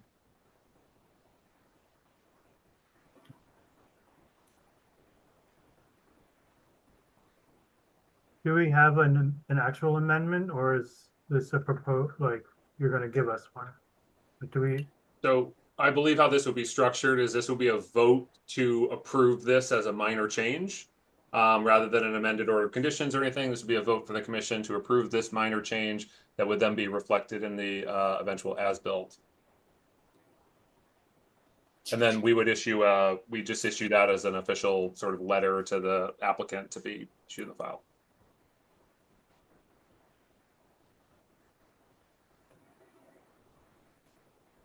Are there any other questions from folks? No, it is difficult to have these changes pop up, so close to the conclusion. Whether or not, I can't even see what's off the map, I don't remember, but whether the whole thing could have been, constructed in a way so that this wasn't necessary, but Yeah, I think we've seen this before, Roberta. Like, we approve a plan and then it's like, and here are a few afterthoughts that we didn't contemplate, and they're kind of directly in the buffer. And we try to consider those things holistically when the plans are proposed. Well, one thing I would just reiterate is that there is no proposed additional encroachment. This is proposed within within the existing disturbed area. As Kate said, they didn't they didn't finish the driveway yet because if this were to be approved, then obviously you'd want to do that next, because it is just a couple feet off the driveway. Is there some opportunity? Could you bring the plan back up, Paul? So in between the driveway and the wall, and then adjacent to that, I see some what's just colored green. It says lawn there. Is there? It's a 3-foot space because most cars have overhang in the back. Well, I'm saying that whole area, like all that green. So maybe that's a 3-foot lawn, but there's a much larger area that's well within the 50-foot buffer. It looks like a great opportunity to further naturalize that landscape and maybe mitigate some of the impacts of kind of free access to the buffer area for wildlife in particular. We think about things crawling back and forth, and can they access the area? But is there some amenability on the part of the applicant to further naturalize the areas that are impacted in the buffer as a part of this proposal? Like, which would restore the area that's disturbed, you mean? Yeah, or just just improve the habitat functions and values in that lawn area, or remove the lawn entirely. Frankly, I mean, it would be great. Sure. I would think that we would want to do that. Yeah, let's make it beautiful. And we would do it. We would do it in any case because we don't want to leave it open, and we don't want it to leave it unvegetated. So of course that would be something that we would do. I mean, along those lines, would it be possible just to do some planting along that area rather than a wall? Absolutely. Well, no, you said rather. I asked that same question, and basically was told that the folks are you know, they're just nervous and they really want the wall. Because I did ask the same Including question. that. I think what we're saying is to do, you know, like some significant plantings, particularly within the 50-foot buffer, to restore some of the functions and values that might be impacted. Like- No, I understand that, but I think Ms. Schnorrs was asking a different question. You were saying in lieu of the wall, correct? Oh, you're saying in lieu of the wall, Roberta? Okay. I was Oh, wondering sorry. if that had been considered. Or curb stops or like a granite curb or something like less invasive. I'm hearing they want the wall, you know. Yeah. That's correct. Um, I can't put it another way. From my end, one of the things that's specifically mentioned in the Wetland Protection Act as it's sort of exempt as a minor action in this sort of thing is the building of a sort of traditional New England style stone wall that actually still promotes wildlife corridors and goes to that more traditional design. Sort of called out in there. Was there any consideration of that as an alternative? Well, when you look at the development of the site, I think that there's plenty of room for wildlife to go around this length of wall, not through it or over it, you know, and it doesn't impact the drainage. And, you know, the client would like to have it solid because it's in the same motif as the property is developed. So, I mean, we're here to try and express their opinion about what they like to have. And, Right, you but know, they're within the 50-foot buffer zone. You know, if they're concerned about aesthetics to that extent, perhaps they should have thought about being in a different area. Our concern is with promoting the values within this particularly sensitive area. And I think, you know, if you know, plantings alone are not enough, I think Marcus's idea about adding some additional plantings to just enhance this area and maybe, you know, candidly to convey the importance of these resources to people who are going to be next to them and to some extent guarding them. Alex, can you show us what you mean by the New England style stone wall? Yeah, I can do my Google list of searches. Give me 1 second here. Thanks. Is the difference that this, like what's proposed is some, you know, essentially cast in place concrete with a stone facade, and like, is it a true kind of structural? It is what's proposed, and what's, you know, rebar and all the rest. Yeah. What's proposed would not, in my opinion, fall under the exemption of what Alex just put up. You would not. I mean, this wall, you know, you can imagine the chipmunks running in and out of the crevices on this wall in Alex's picture. Yeah. Yeah, that would be great. I agree. Paul, does the wall have to be as long as it's proposed? I mean, it seems like it's way longer than the garage, right? If you're backing out of the garage. I know Mark. Doesn't it seem like it'd have to be way longer than the garage? it's 10 feet longer on the front side because they're concerned about slipping off the driveway and going down the embankment in front of the garage. Oh, on the way to the garage. Yes, Okay. yes, or the way out of the garage. Okay. If there's a desire to have the barrier be the same aesthetic as the rest of the house, what if it was like square posts made of that same visual every 4 to 5 feet with like space in between so there can be a flow, but if they were backing out, the car would stop at whatever post if they were slipping or if they lost control of the car or something. You could build it like that, absolutely. But I think what they prefer is what that image that I think Paul showed you of the wall that's on the other side of the other house. It just feels like there are a lot of options out there that could satisfy the applicant's needs and prevent potential harm to the resource area.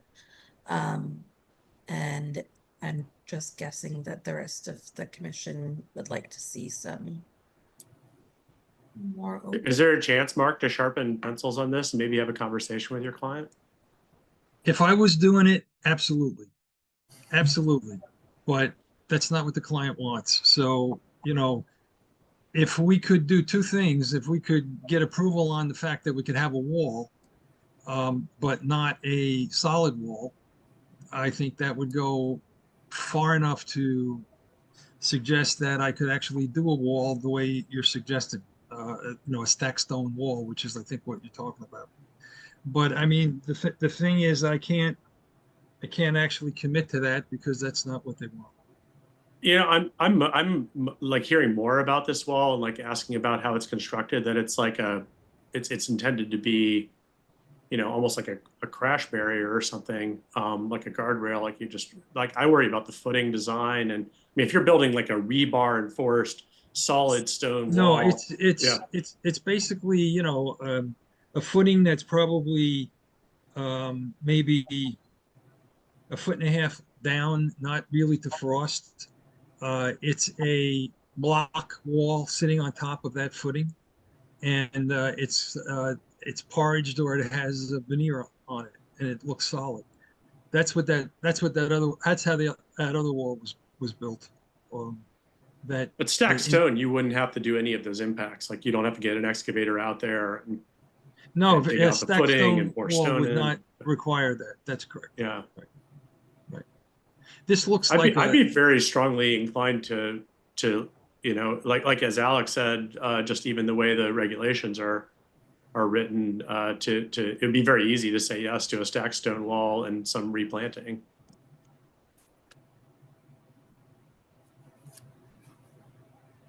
I don't know if the rest of the commission agrees with that. I just think the closer we get to the wetland, you know, the more scrutiny we apply. And I don't think it's inappropriate for the applicant to understand that. I mean, honestly, I think it's good for them to understand. To have this conversation, right, Roberta? Yeah, yeah. And the other wall was not in the buffer zone, right? Yeah. Right. The one that they like, yeah. I think particularly, I mean, in this regard, looking at this development and how it's situated, and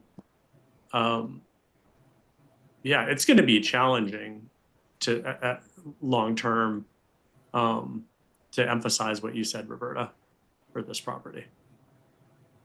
And so I think that would be very helpful to have that conversation and dealer. So rather than vote now, would the commission recommend that sort of there be a, you know, a thinking about this on behalf of the applicant and a representation, or what is the thinking of the commission there? I think it depends on the applicant. It's not clear to me whether they would reconsider or well, I think proposed.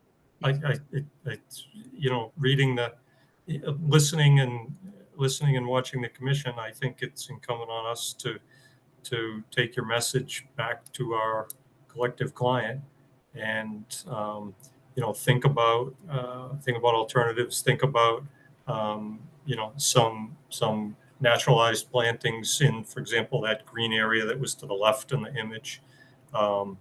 You know, again, we're not, you know, I don't want to use the word mitigation because we're not proposing to work in any area that's not already approved to be developed. So, but you know, the idea of naturalizing, providing some habitat features, particularly in that area to the left, I think is something worth bringing to them. And with that, that's the opportunity to reiterate the point about, you know, it being a natural area and enhancing that function. You know, it's a segue into the conversation that you're requesting. Yeah, and I think conveying you know what it is we're concerned about. It's, you know, it's both the construction impacts, but it's also the long-term functionality of that part of the buffer from a functions and values perspective. Yeah, can the chipmunks move back and forth? Can the, you know, salamanders find their way back, or you know, we'd love to have that be an integral space and not separated. It's already significantly impacted. Is there a lot we can do to try to maintain those values as much as possible? So I convey that, and then, you know, are there ways to offset some of the impacts as well as part of a plan? But yeah, if you're willing to go back and talk with your client about that, we would really appreciate it. Mark, you think that's something we can do? Absolutely. I would like to get a resolution that everyone's happy with. We think you have some very creative ideas. We don't have all the answers, but we'd love to see, like, if you really sharpen your pencils and think about the things that we've said are important, and see if you can incorporate that into the plan. It'd be great. Okay. So is that something, All right. Paul and Mark, we could potentially include, sort of move this vote item per sort of following that conversation and per potentially another submission to our July 17th or July 15th meeting? Yes. We don't have to continue this, right? Because it was No, it's just That's not a informal. hearing, it's just a discussion. just Yeah. another conversation. Okay, great. But All right, thank you. Just to, I'm sorry to extend this conversation, but if we can convince the client that a stacked stone wall would be in their best interest, would that be in the best interest of the commission too? Thoughts from the commission? I think so, yeah. Okay, so it's not. Roberta, Maria, I know, like, As Alex noted, under the act, not necessarily your bylaw, but under the act, a stacked stone wall would actually be an exempt activity, I think. Yeah. Okay. So I think under the act, they could do that, you know, a year from now without approval. But again, you do have your bylaw. Your bylaw, as I recall, doesn't adopt all those exemptions per se. So it's still a discretionary discussion under the bylaw. yeah, and the restoration component of it, I think it's an opportunity. So I agree. great. Okay. And I didn't ask if there's anybody from the public. I didn't see any hands raised, but is there anyone from the public who wanted to? I think speak these on this folks side? are all sort of up next. Great. Okay. Well, we should move on to them then. Thank you very Thank much, Paul and Mark. Thank you. Thank you. Good evening. Thank you. Thanks for your help, Alex. Yeah. And getting my last minute things up there. I appreciate it. Sure. All right, and we're way behind. So, but the next item on our agenda is the overview, discussion, and vote of approval of the conservation restriction for 292 Warren Street. Great. And I'll send this over to Gene Crouch, who's here to talk a little bit about that and give us some background and talk about next steps. Thank you very much, Alex. Good evening, everyone. Can you hear me okay? Yes. Okay, good. New headphones. I just want to make sure they're working. I was last in front of you probably over a year ago with a draft of the conservation restriction, the final version of it, before we submitted it to the state, the Department of Conservation Services. We submitted it to them in February of 24 and didn't hear anything for a long time. They had a long time to review it. They finally did get back to me, had some very minor comments that we made some corrections it's just editorial, basically. We made those changes, sent it back to them, and I think they're fine with it. Alex, I sent them off to you as well, showing in a Word file that had their comment and then our response to them as how we changed the document to meet their comments. And then I also prepared a PDF of the completed document without the comments so that it looks as the final document with all the attachments. One of the things they asked for was to include a copy of the Commission's conservation restriction policy, since that was part of your approval in the order of conditions. So we added that. The only thing that's outstanding now is they wanted a recordable plan report to be recorded with the registry. And the book and page of that, the location of that recorded plan in the document, in the CR. So I went back to my client and, because the plan we had was not a reportable plan. I thought it was good enough, and other CRs I've gotten, we've been able to use essentially a sketch as an attachment to the CR itself. But in this case, they wanted an actual recorded plan and then a reference to that reported plan. So we went and went through a survey. The surveyor of record for the project was now out of business. He closed his office. So we went to another surveyor, and he is currently preparing that plan. I was hoping to have it for this meeting. I was hoping to have it before this so we can actually have sent it to the registry to get it reported, but that didn't happen. I'm supposed to get a preliminary plan back from him this week. And then, as far as I'm concerned, we've got all the pieces that we would need. My plan is to get that plan recorded first, and then we can put that recording information actually into the document. Then we would be done with the drafting of the document in its entirety. And then we would also obviously provide a copy of that recorded plan in the CR, a reduced size, but still within the CR. And that's where we stand. Since we got everything finished up with DCS, I thought it was time to come back to the commission, have you take a look at what final comments we got out of the state and how it's changed. And hopefully we can move this thing forward with signing, and I know it's got to go to the select board as well.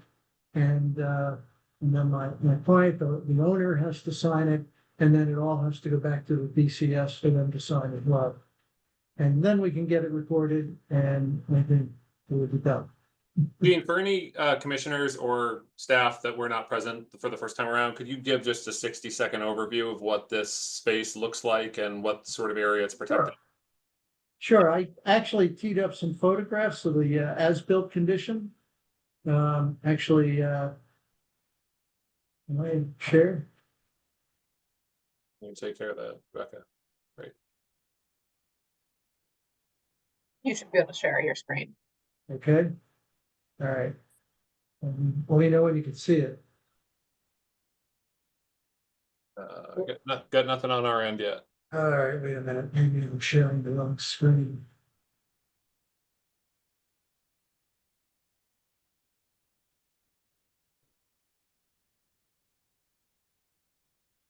I moved too close. Okay, so this is the driveway in its completed form. Warren Street is out here, Warren Road is out here. This is the driveway itself as it comes into the property. And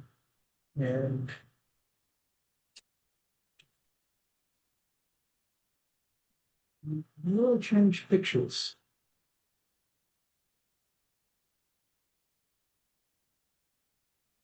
I'm not sure how to change pictures. Sometimes if you open the whole album at once, you can sort of scroll between them, but otherwise you can. All right, let me go back and do that. Yeah.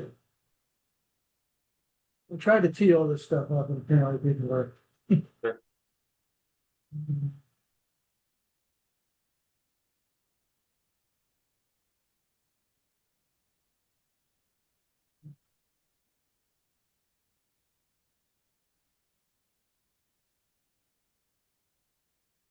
Oh my God, did that work? We're still looking at the pathway here. Yeah, I'm not seeing the little arrow that allows me to move it over. You do this. Let me just go back here and bring up the pictures individually. Great. Unfortunately, it takes a little while for them to. And then... So this is looking into the driveway from Warren Street. It kind of meanders in, then goes up the hill in the back. Sorry, Gene, we're still looking at the initial photo.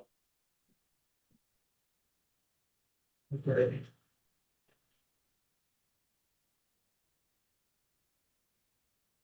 says I'm paused.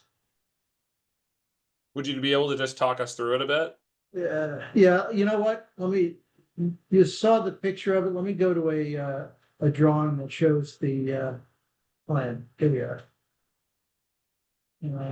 Let me share this with you.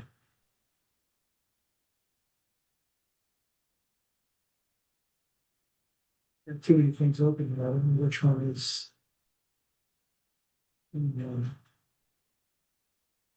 No, let me try this. Can you see that? Nothing on our end, no. I apologize. I'm not usually the one having to do the presentations on these things. You're all right. I think, again, I'm just looking for sort of, if you can give us just an idea of what this space is and what this conservation restriction is protecting, that would be great. Okay.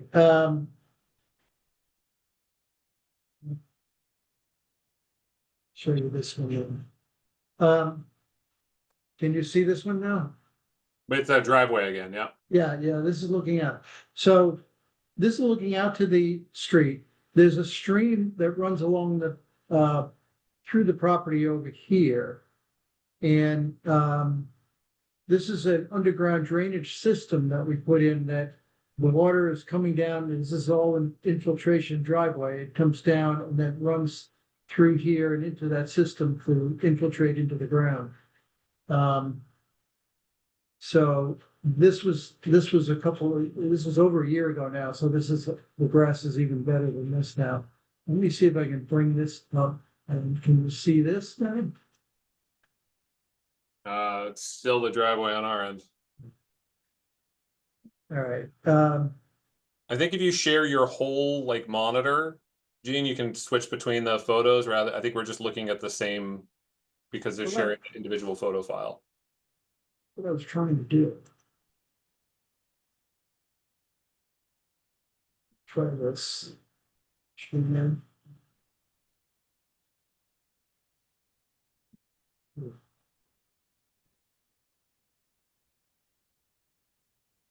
Now.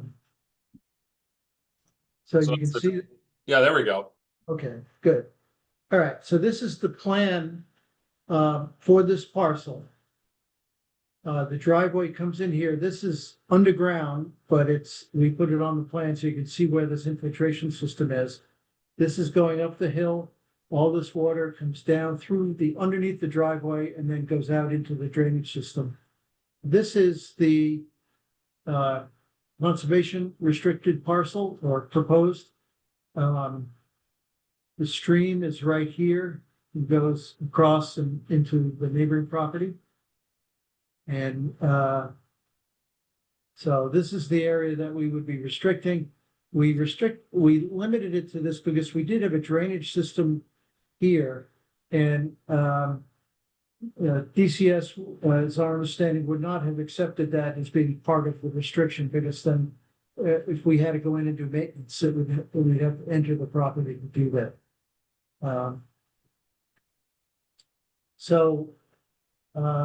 That's pretty much where we stand. Great. I'm hoping that you all will find it to sign off on or propose to sign it. As soon as I get the recorded plan, I'm going to get that recorded.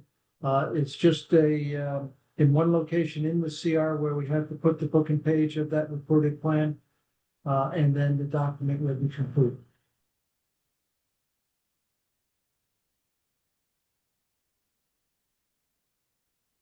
If there are any questions, I'll be more than happy to answer them. So process wise, Alex, like what are we gonna see next? Like, So this could look like essentially a vote to approve this conditional to the receipt of the plans that Gene is mentioning. And then upon receipt of those, Rebecca or myself would reach out for signatures. The next step, once we get signatures, is to send it to the select board for their review. And then they go have a conversation with assessors about what happens next. But the first step here would be a conditional vote if we want to vote tonight. And then once we get the information from Gene to finalize it, we'd reach out to you all to sign, and then we'd send it to select board. From my perspective, the text of the conservation restriction looks good. I'm just wondering how we would describe the vote, you know, in terms of, I think it's not a bad idea to do a conditional vote if we can somehow describe what, you know, give ourselves wiggle room to make sure that the survey is what we expect. What, if it helps, one thing we do at my commission, if we have a circumstance like this where we're waiting something and we don't want to release the document, whether it's an order or a COC or whatever, what we will do is we'll take the vote to issue, but then require that the document be held until the whatever required information is received by the agent, by our agent, and then she is then free to release that document to the next step or back to the applicant. So once the final approved plans were received by the conservation office, that would be kind of the condition there, Gene? Yeah, exactly. Well, it would be more than just the plan. It would be the CR with the right book and page information inserted into it. From the registry of deeds? Right. Yeah, we did that on my old commission also. We would say approved pending agent receipt of XYZ and let the agent give them the authority to accept if it was correct or not. And then if it wasn't correct, then they could come back to us because it would be not in accordance with the way we had permitted. Right. Sure. So this sounds like a vote to approve the conservation restriction pending the receipt of the accurately recorded plans at the registry of deeds. Does that sound right? Yes. And a copy of the CR with the recording information included. Okay. Yeah, confirmation of the CR language being correct, yeah, Right. based on the receipt of the plan. Roberta, are you gonna take a look at that, or can Alex do that, or? I assume Alex could do it. Sure. Okay, So I can do on, and if something dings the yellow flag, I know we always have, we can get some, I can reach out to one of the commissioners just if something is okay. some clarity on, right? Is there a motion in this regard? I'm not Yes, sure I can repeat it back, so. yes, I move that we approve this conservation restriction pending receipt of the plans and a final read of the text to be sure that it all pulls together. Is there a second? I second. That's Will. All right, and roll call vote. Werner? Yes. Great. Sam? Yes. Pam? Yes, Will? Yes. Priya? Yes. Roberta? Yes. And Marcus votes yes as well. So the motion passes. Great. Thank you. Great, Thanks for thank helping you. us, Gene, and we'll, and to the commissioners, Rebecca and I will be in touch when we'll communicate that with Mr. Crouch and we'll get back to you. Thank you very much. We appreciate your help. Thank you. okay, thank you. Thank Sure. you. Good night now. All right. Back to our agenda. Moving right along. Overview of discussion and vote of approval for remediation actions. RE notices a violation of 35 George Lane and 278 Orange Street. So I'll jump in and give a little overview of this. This is something that happened at the, I believe it was the April meeting or the May meeting. Yeah. We had, I went for a sort of a routine inspection of some of the active permits. Came upon a pretty significant disturbance outside of the scope of work at 35 George Lane that also happened to be along the property line of the abutting property there. We got some background information, found out that there had been some material had been moved back and forth during less than ideal conditions and had left to a pretty significant damage along the buffer zone of the resource area there. I spoke with we issued notices of violation, which were attached as part of this agenda packet. These were, some of the text here I was helped on by a few of the commissioners here, but these will now serve as sort of our templates for notices of violation moving forward, which was really helpful. But these were issued to both parties. I spoke with both parties in regards to coming up with a remediation plan to restore this area back. So since those were issued, both parties reached out to an outside contractor to come up with a plan for replanting and for restoring. John Dick is here tonight from that project. John, I'm wondering if you'd like to speak a little bit about what the scope of that looks like and where we go from here. You might be on mute, John. Hope John's here. It is 9 o'clock, so Yeah, it's getting late. So I will say if he has stepped away, John submitted some initial sort of seed plans. The idea is to he's actually working with both parties. They came to a agreement with him, and sort of I piped in a little bit there and thought coming up with a cohesive plan with one designer might lead to the best result there. John sent me a few photos of sort of his site work. Again, a proposed seed mix, and then I don't think there's been a planting plan yet for the fall when they would be doing more significant restoration planting. But he had in mind sort of a seed mix would be appropriate, as well as actually a little bit of invasive removal and a remediation plan that I think is consistent with John had asked for the previous remediation planting plan that went in for this property, sort of a little further down on the property, to be as consistent with that as possible. John's on mute too now, Alex. So John finally figured out how to unmute. Great. Yes. If Thank I you said for your anything wrong, patience. John, just correct me. But No, you pretty much nailed it. Earlier this evening, I sent 2 or 3 photos of the disturbed area. I I can would share those if you'd characterize like. it as a very small area, and it looks stable. There doesn't seem to be any current erosion or siltation going on. We've had some pretty heavy rains since April. So what I'm proposing to do is to get out there sooner than later, get a silt fence in, get a seed mix down, and then do planning for remediation planting in the fall. It's simply too late in the season to put plants in the ground now. The seed mix won't do terribly well, but it will grow and stabilize, and that's the important consideration, is getting the bare soil covered. And we're looking at this area at the top of the photo here.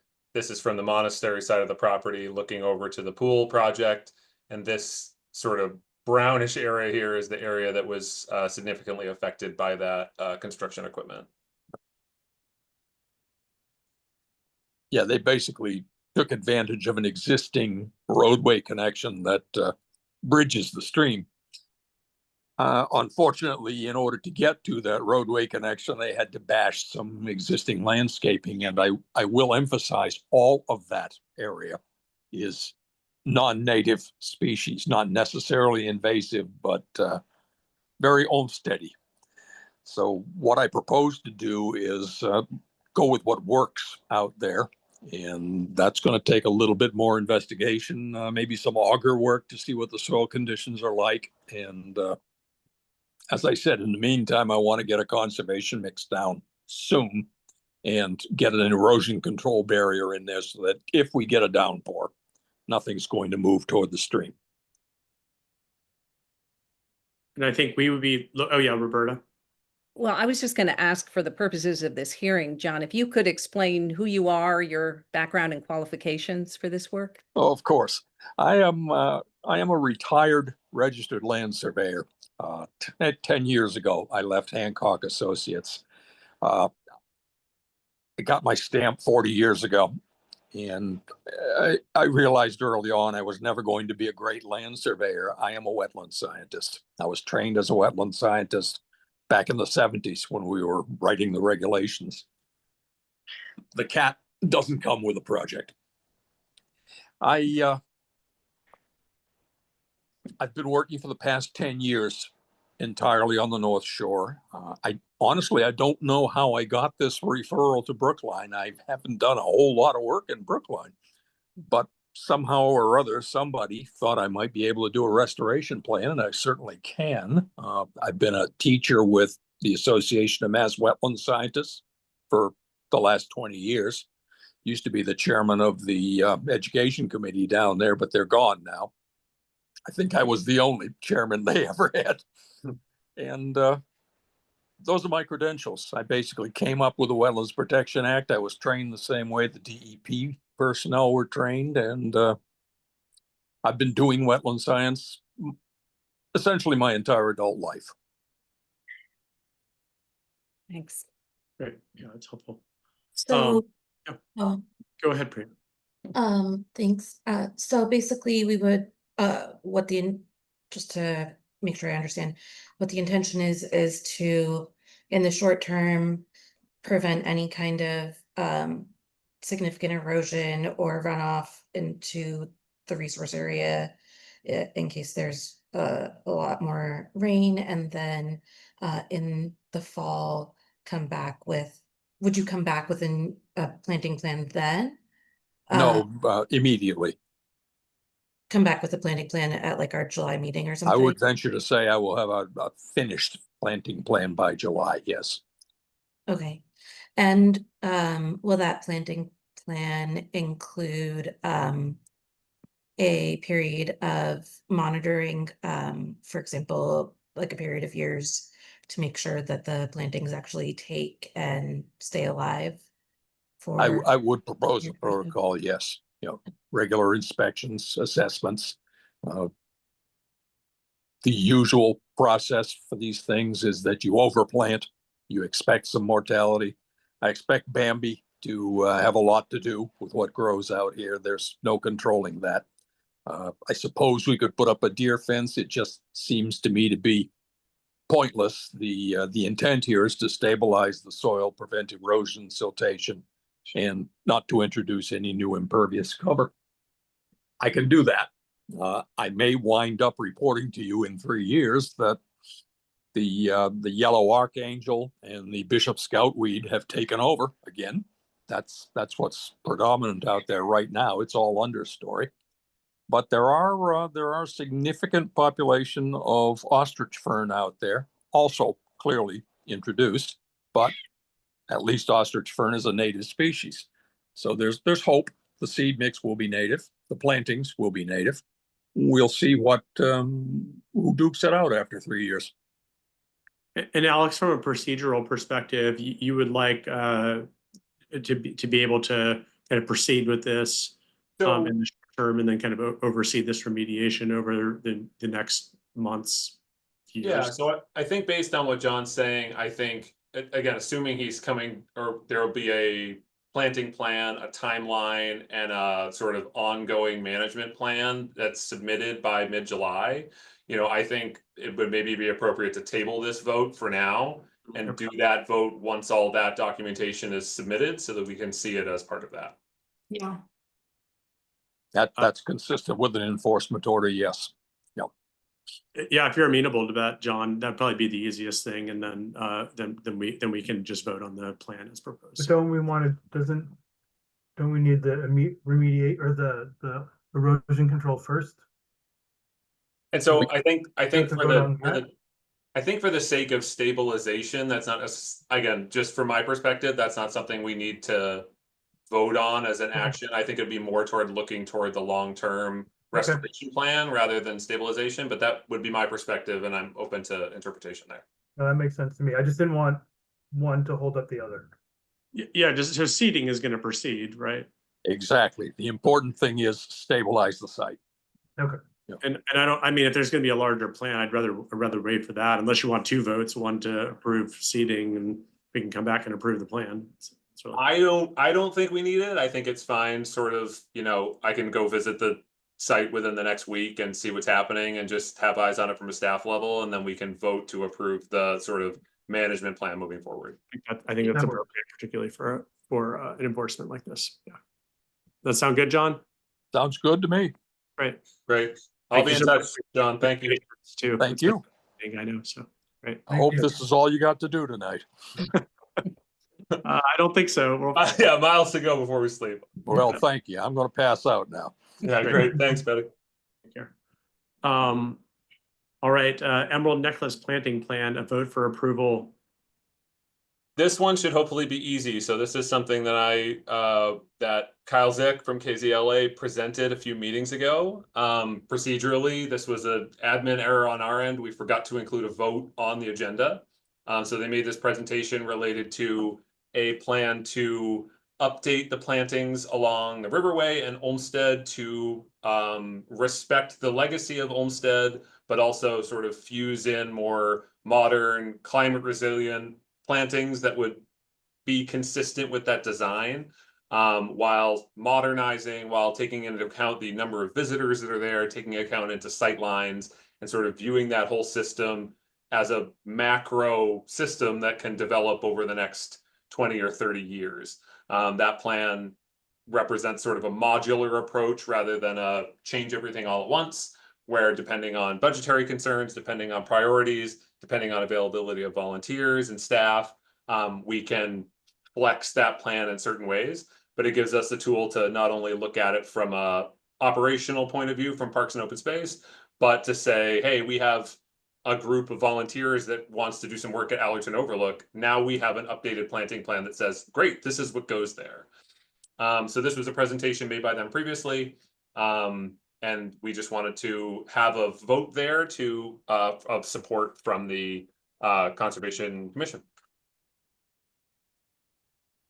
Any discussion? I move we support the landscape plan for. I second. Let's go with Pam, the second. All right, Pam, voting. Yes. Werner, Yes. Sam, Yes. Will, Yes. Rhea, Yes. Roberta, Yes. and I am going to abstain because I don't think I was there for the discussion. So I don't think I should vote. So the motion passes. All right, staff update. Great. I will keep this as short and sweet as possible. But I do want to do it just because we missed it last time around. So I want to make sure we keep you all abreast of situations that are happening. A quick rundown of project updates. So 154 Woodland Road, I had this in here. This was, we just talked about the wall project over there. They are working on the driveway now. I've been over there a few times in the last few weeks, just checking in with the property and seeing what's happening. This was a initial conversation over there about this wall. That's sort of what sparked their interest in coming over. I will make a comment on that, Alex. When I looked at the aerial photograph, wow, is there a lot of disturbance? I would be very surprised if it doesn't go over the federal permit limit.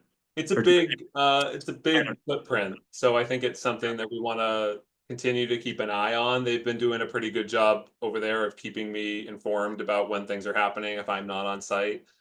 So, we did the initial look through when they put in the cul-de-sac, when they did things like that. Again, it seems to be fitting the sort of the scope of what was approved in our thing. There's going to be a lot of landscaping and hardscaping happening. And I think it's just making sure that everything's like under the federal permit on over an acre, you need to stabilize immediately. Like you can't just leave land open like that. Okay. I mean, it's not really our jurisdiction; it's EPA's jurisdiction. But I'd be surprised if they're not in violation. Well, something I'm happy to loop in and make sure they're doing everything they should be doing on other ends too. And the thing that jumps out at me is in the federal regulations, there's a common plan of development provision, which is if you've got adjacent properties, you can't claim that they're separate properties and that they don't go over the 1 limit threshold, the 1 acre threshold. If you're developing like that, it's a contiguous, project. So okay, more of a question for EPA than us, but it's worth pointing it out to them when conditions like that. That's good insight. Yeah. They should do. I mean, we've got a wetland there. They should do temporary stabilization. They're going to leave it open for a long time. Actually, if they leave it open, I think it's more than 24 hours. It's immediate. But and for 88 Cottage Street, this is the Tea House project. This was the what we're waiting on for the order of conditions is that they provide a wetland monitoring and maintenance plan for the replanting there. If you remember, this is an area where they essentially restabilize the whole area around the wetlands with lawn, with the goal to then replant for this pretty substantial planting plan. That was delayed, and the tea house project was delayed, and they were hoping to sync these up at the same time. I included in this agenda packet a note from Marion Presley around the timing. I believe they were going to start planting that today. I couldn't get out there today because it was 115 degrees. We had some other stuff. But that's something we're going to follow up with them in person. Ms. Presley had suggested that she wanted to, due to being able to acquire the plants that were in the planting plan, some of that's going to get pushed to the fall. That seemed appropriate to me, but she did confirm that the goal is to keep that planting plan that was approved by the commission consistent. So they're just making sure they can find the right things and do a schedule that's going to maximize the success rate over there. That project's been really good at communication. They provide me regular weekly updates on everything that's happening, and been pretty happy with that over there. 20 Newton Street for Dexter School, per communication with them, they are potentially planning for a certificate of compliance request at the next meeting or the one after that, depending on availability. So they've wrapped things up. They're just dotting a few I's in terms of the required maintenance plans and things like that. So that's likely a submission we'll be seeing soon. 1281 West Roxbury Parkway. This is the golf course. I talked to Justin yesterday. He mentioned that the goal is to go out to bid this summer, and then with hopeful groundbreaking in October, November this year. So that's their sort of proposed timeline. Things can change, but that's where we're at in terms of that project.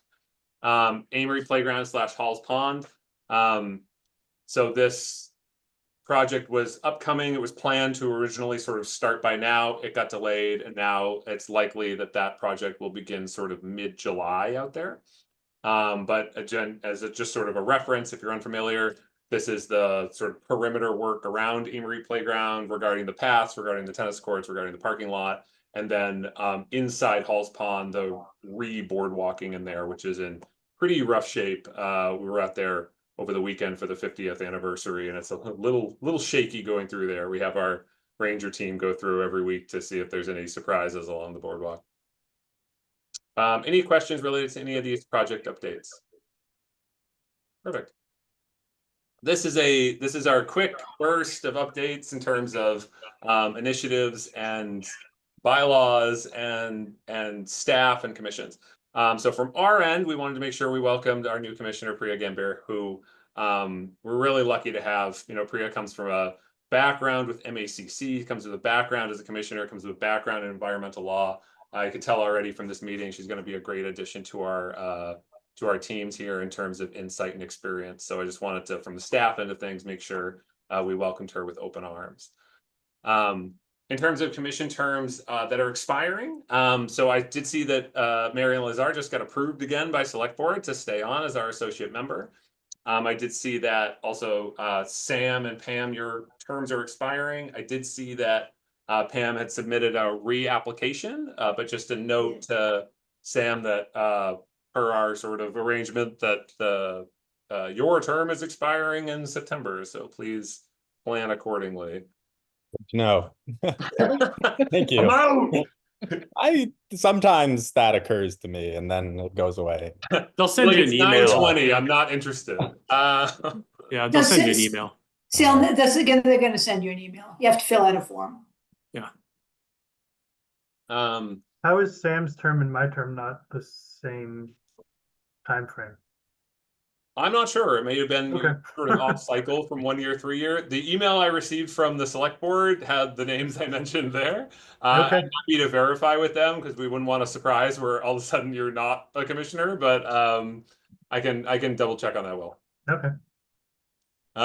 New division staff. We are robust here in the Sustainability and Natural Resources Division. So what sort of started with just Alexandra and then added me, we were so lucky to get Rebecca as the assistant in here. And now we have Katie Weatherseed, who is our previous Zero Waste Program Coordinator over in Public Works, is coming on as our community outreach person for sustainability and natural resources.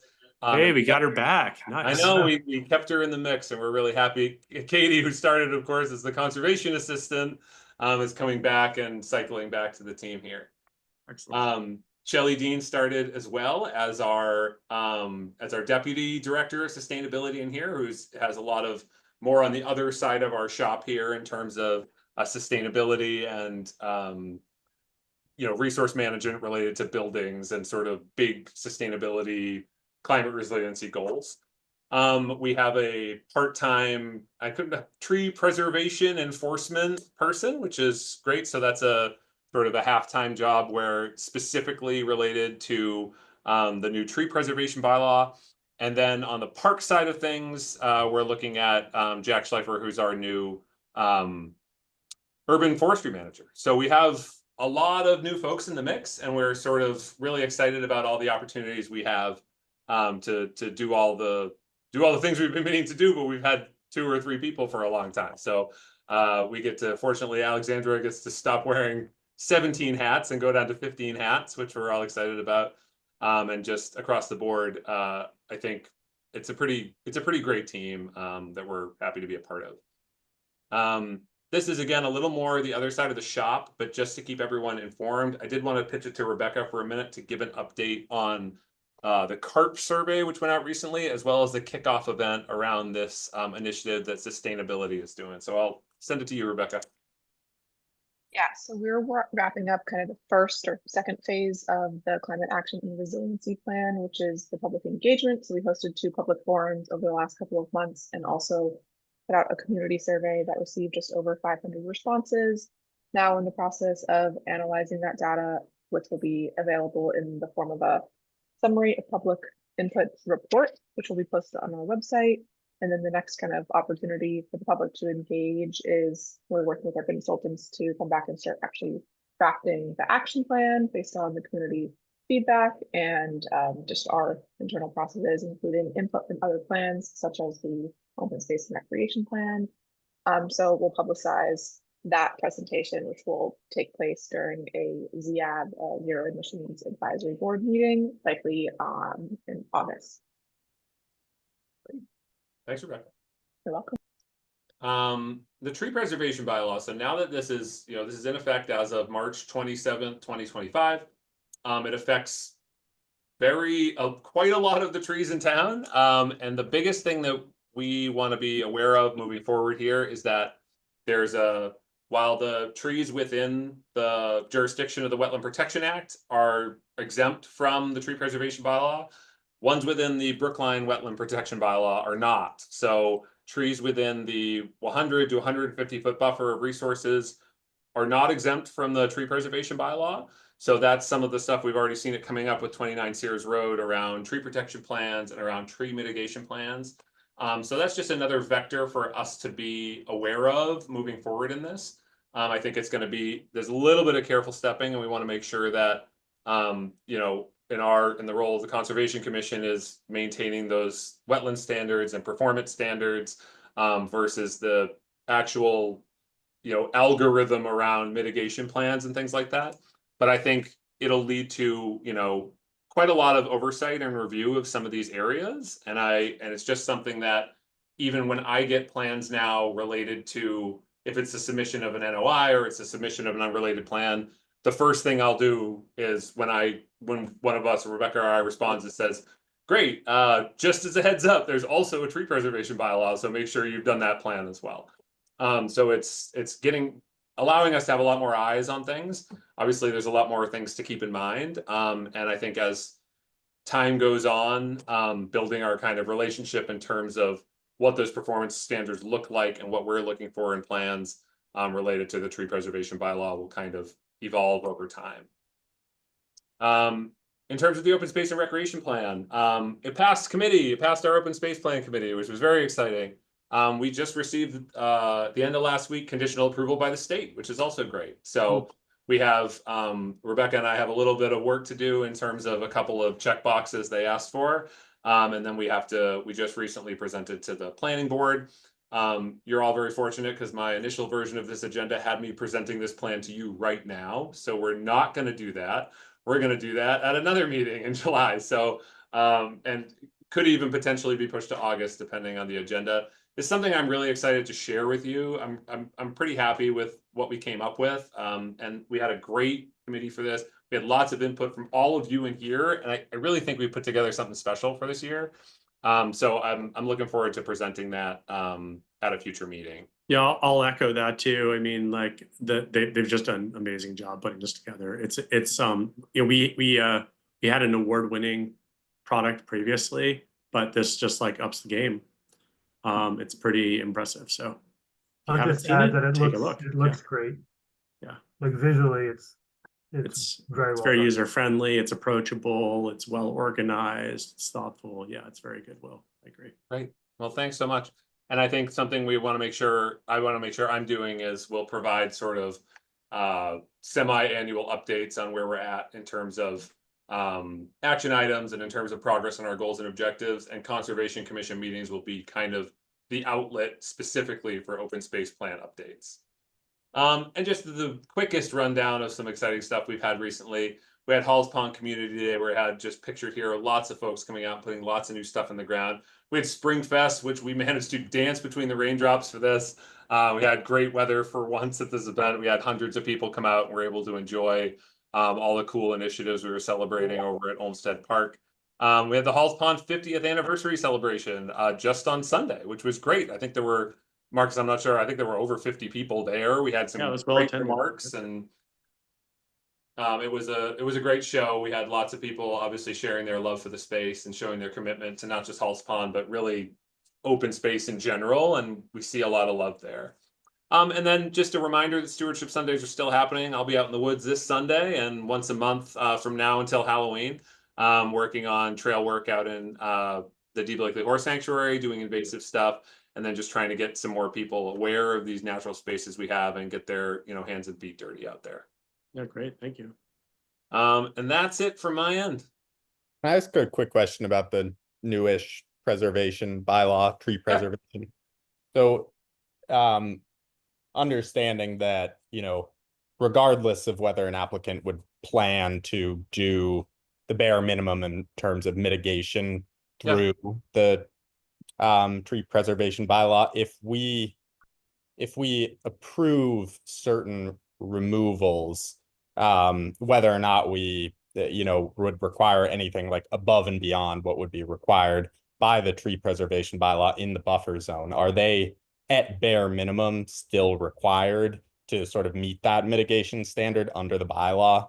Yeah, so if we're looking in the 100 to 150 zone, like if we looked at it if the commission looked at it in a vacuum and approved the tree removals and did not require any mitigation plans or anything like that, the plan would also have to pass through the tree preservation bylaw, which means they would look at it separately from us and say, well, these, you know, X trees, even though Conservation Commission approved them at a wetland level, you have not met the mitigation requirements or the replacement requirements. And so it kind of has to pass through both fields there. Does that make sense? Yeah.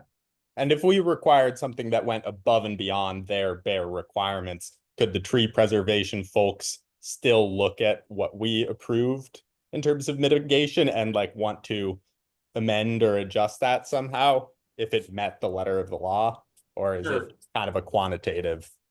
My understanding is that they'll be kind of additive. This is something where the folks that review the tree preservation bylaw sit 6 feet from me on the other side of the thing. So I think the goal is, especially when we have these overlapping plans, to make sure that it passes through you folks and it passes through those, and that everything the commission wants and everything the tree preservation wants is consistent.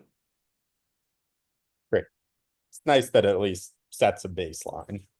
Yeah, and I think once you get out of that 100 to 150 zone, it gets a little weirder because one is in an exempt area and one is in an area where the Concom has no jurisdiction, so it changes that a little bit. But in that 1 to 150 area, that's where we have lots of eyes on it, and they sort of have to meet the requirements from both ends. Yeah, Pam. Yeah, I just wanted to just offer this quick comment relative to something that happened earlier in our meeting. There is an amended order policy. There's nothing in the statute about amending orders, and there's nothing in the regs about them, but there is a policy. It's been in place for a long time about it's discretionary whether or not commissions or whoever issued the order can amend it. But there's some standards in there about what it's, what the scope of it should be. It is discretionary, but still, and it may be good to kind of circulate that, or maybe Alex, you could summarize it at the next meeting, because I think that could kind of help. We had several things coming up today, which may have been changes to orders, amending them, and it's not a kind of the sky's the limit on how much you can do under amended orders, opposed to requiring a new notice of intent. Yeah. So yeah. I think it's maybe a good operational reminder for everyone if we have a new notice of intent versus an amended order versus a commission approval, like the wall project versus staff level approval, where that's something where if it was an easy exemption or something like that, where it's just an information. So I think there's a few different tiers of this, and I think if you can look at those and give some concrete examples of what all those look like. Would that be helpful for the whole commission to sort of have as an overview there, just so what we do from staff level, and then again, on occasion, what we want to present to you in terms of feedback. Yeah. Great. That's very interesting, Pam. I wasn't aware there was a policy, and it would be helpful. Yeah, it's been around for a long time. If you Google MA amended order of conditions policy, it'll pop up. So at least it does on mine. Mine, obviously has all these kind of wetlands things pop up. Seems super helpful, just because it keeps coming. It comes up. Seems like it's been coming up more often that folks are coming back and amending. Yeah, well, your projects seem to go on for a long time. That's one thing. So change hands, and I don't know. I mean, the ownership changes at Sears Road thing. Good grief! I mean, it's just like many times, right? So yeah, hard to keep track. But anyway, it is intended to sort of again put some guardrails around amendments. Great. I couldn't find my raise hand doesn't seem to be available to me for some reason. We see your hand. Yeah. I just on Sam's question, so there's no prioritization at this point. I mean, do we know order of review for those projects that are 100 to 150 feet between us and the, we haven't worked out anything yet, have we? No, so sort of, again, it's very new in that we're sort of reviewing this stuff as of the last 2 weeks. So some of this is, we have, as of the previous select board meeting, they just voted for the rules and regulations for this bylaw. So it's all pretty fresh. So we're fleshing out the order of operations. The goal is to have, in order to move forward, assuming it's under the jurisdiction of Concom, you'd need the approval of Concom and also the an approved tree preservation bylaw application, and have gone through that process as well. So I'm not sure if one necessarily precedes the other. I think hypothetically, there's a version of it where that happens, maybe not simultaneously, but I think having it all under the umbrella of DPW is helpful, and that we can certainly discuss at staff level and see if there are issues we need to bring to commission or higher level review. Yeah, it's a little tricky maybe, but okay. Thank you for that. All right. Is there a motion to adjourn? I move we adjourn. I second. All right, Werner. Yes. Pam. Yes. Sam. Yes. Will. Yes. Freya. Yes. Roberta. Yes. And I'll vote yes as well. All right. Have a good evening. Thanks, everybody. Good night, everybody. Thank you. Yeah. Bye.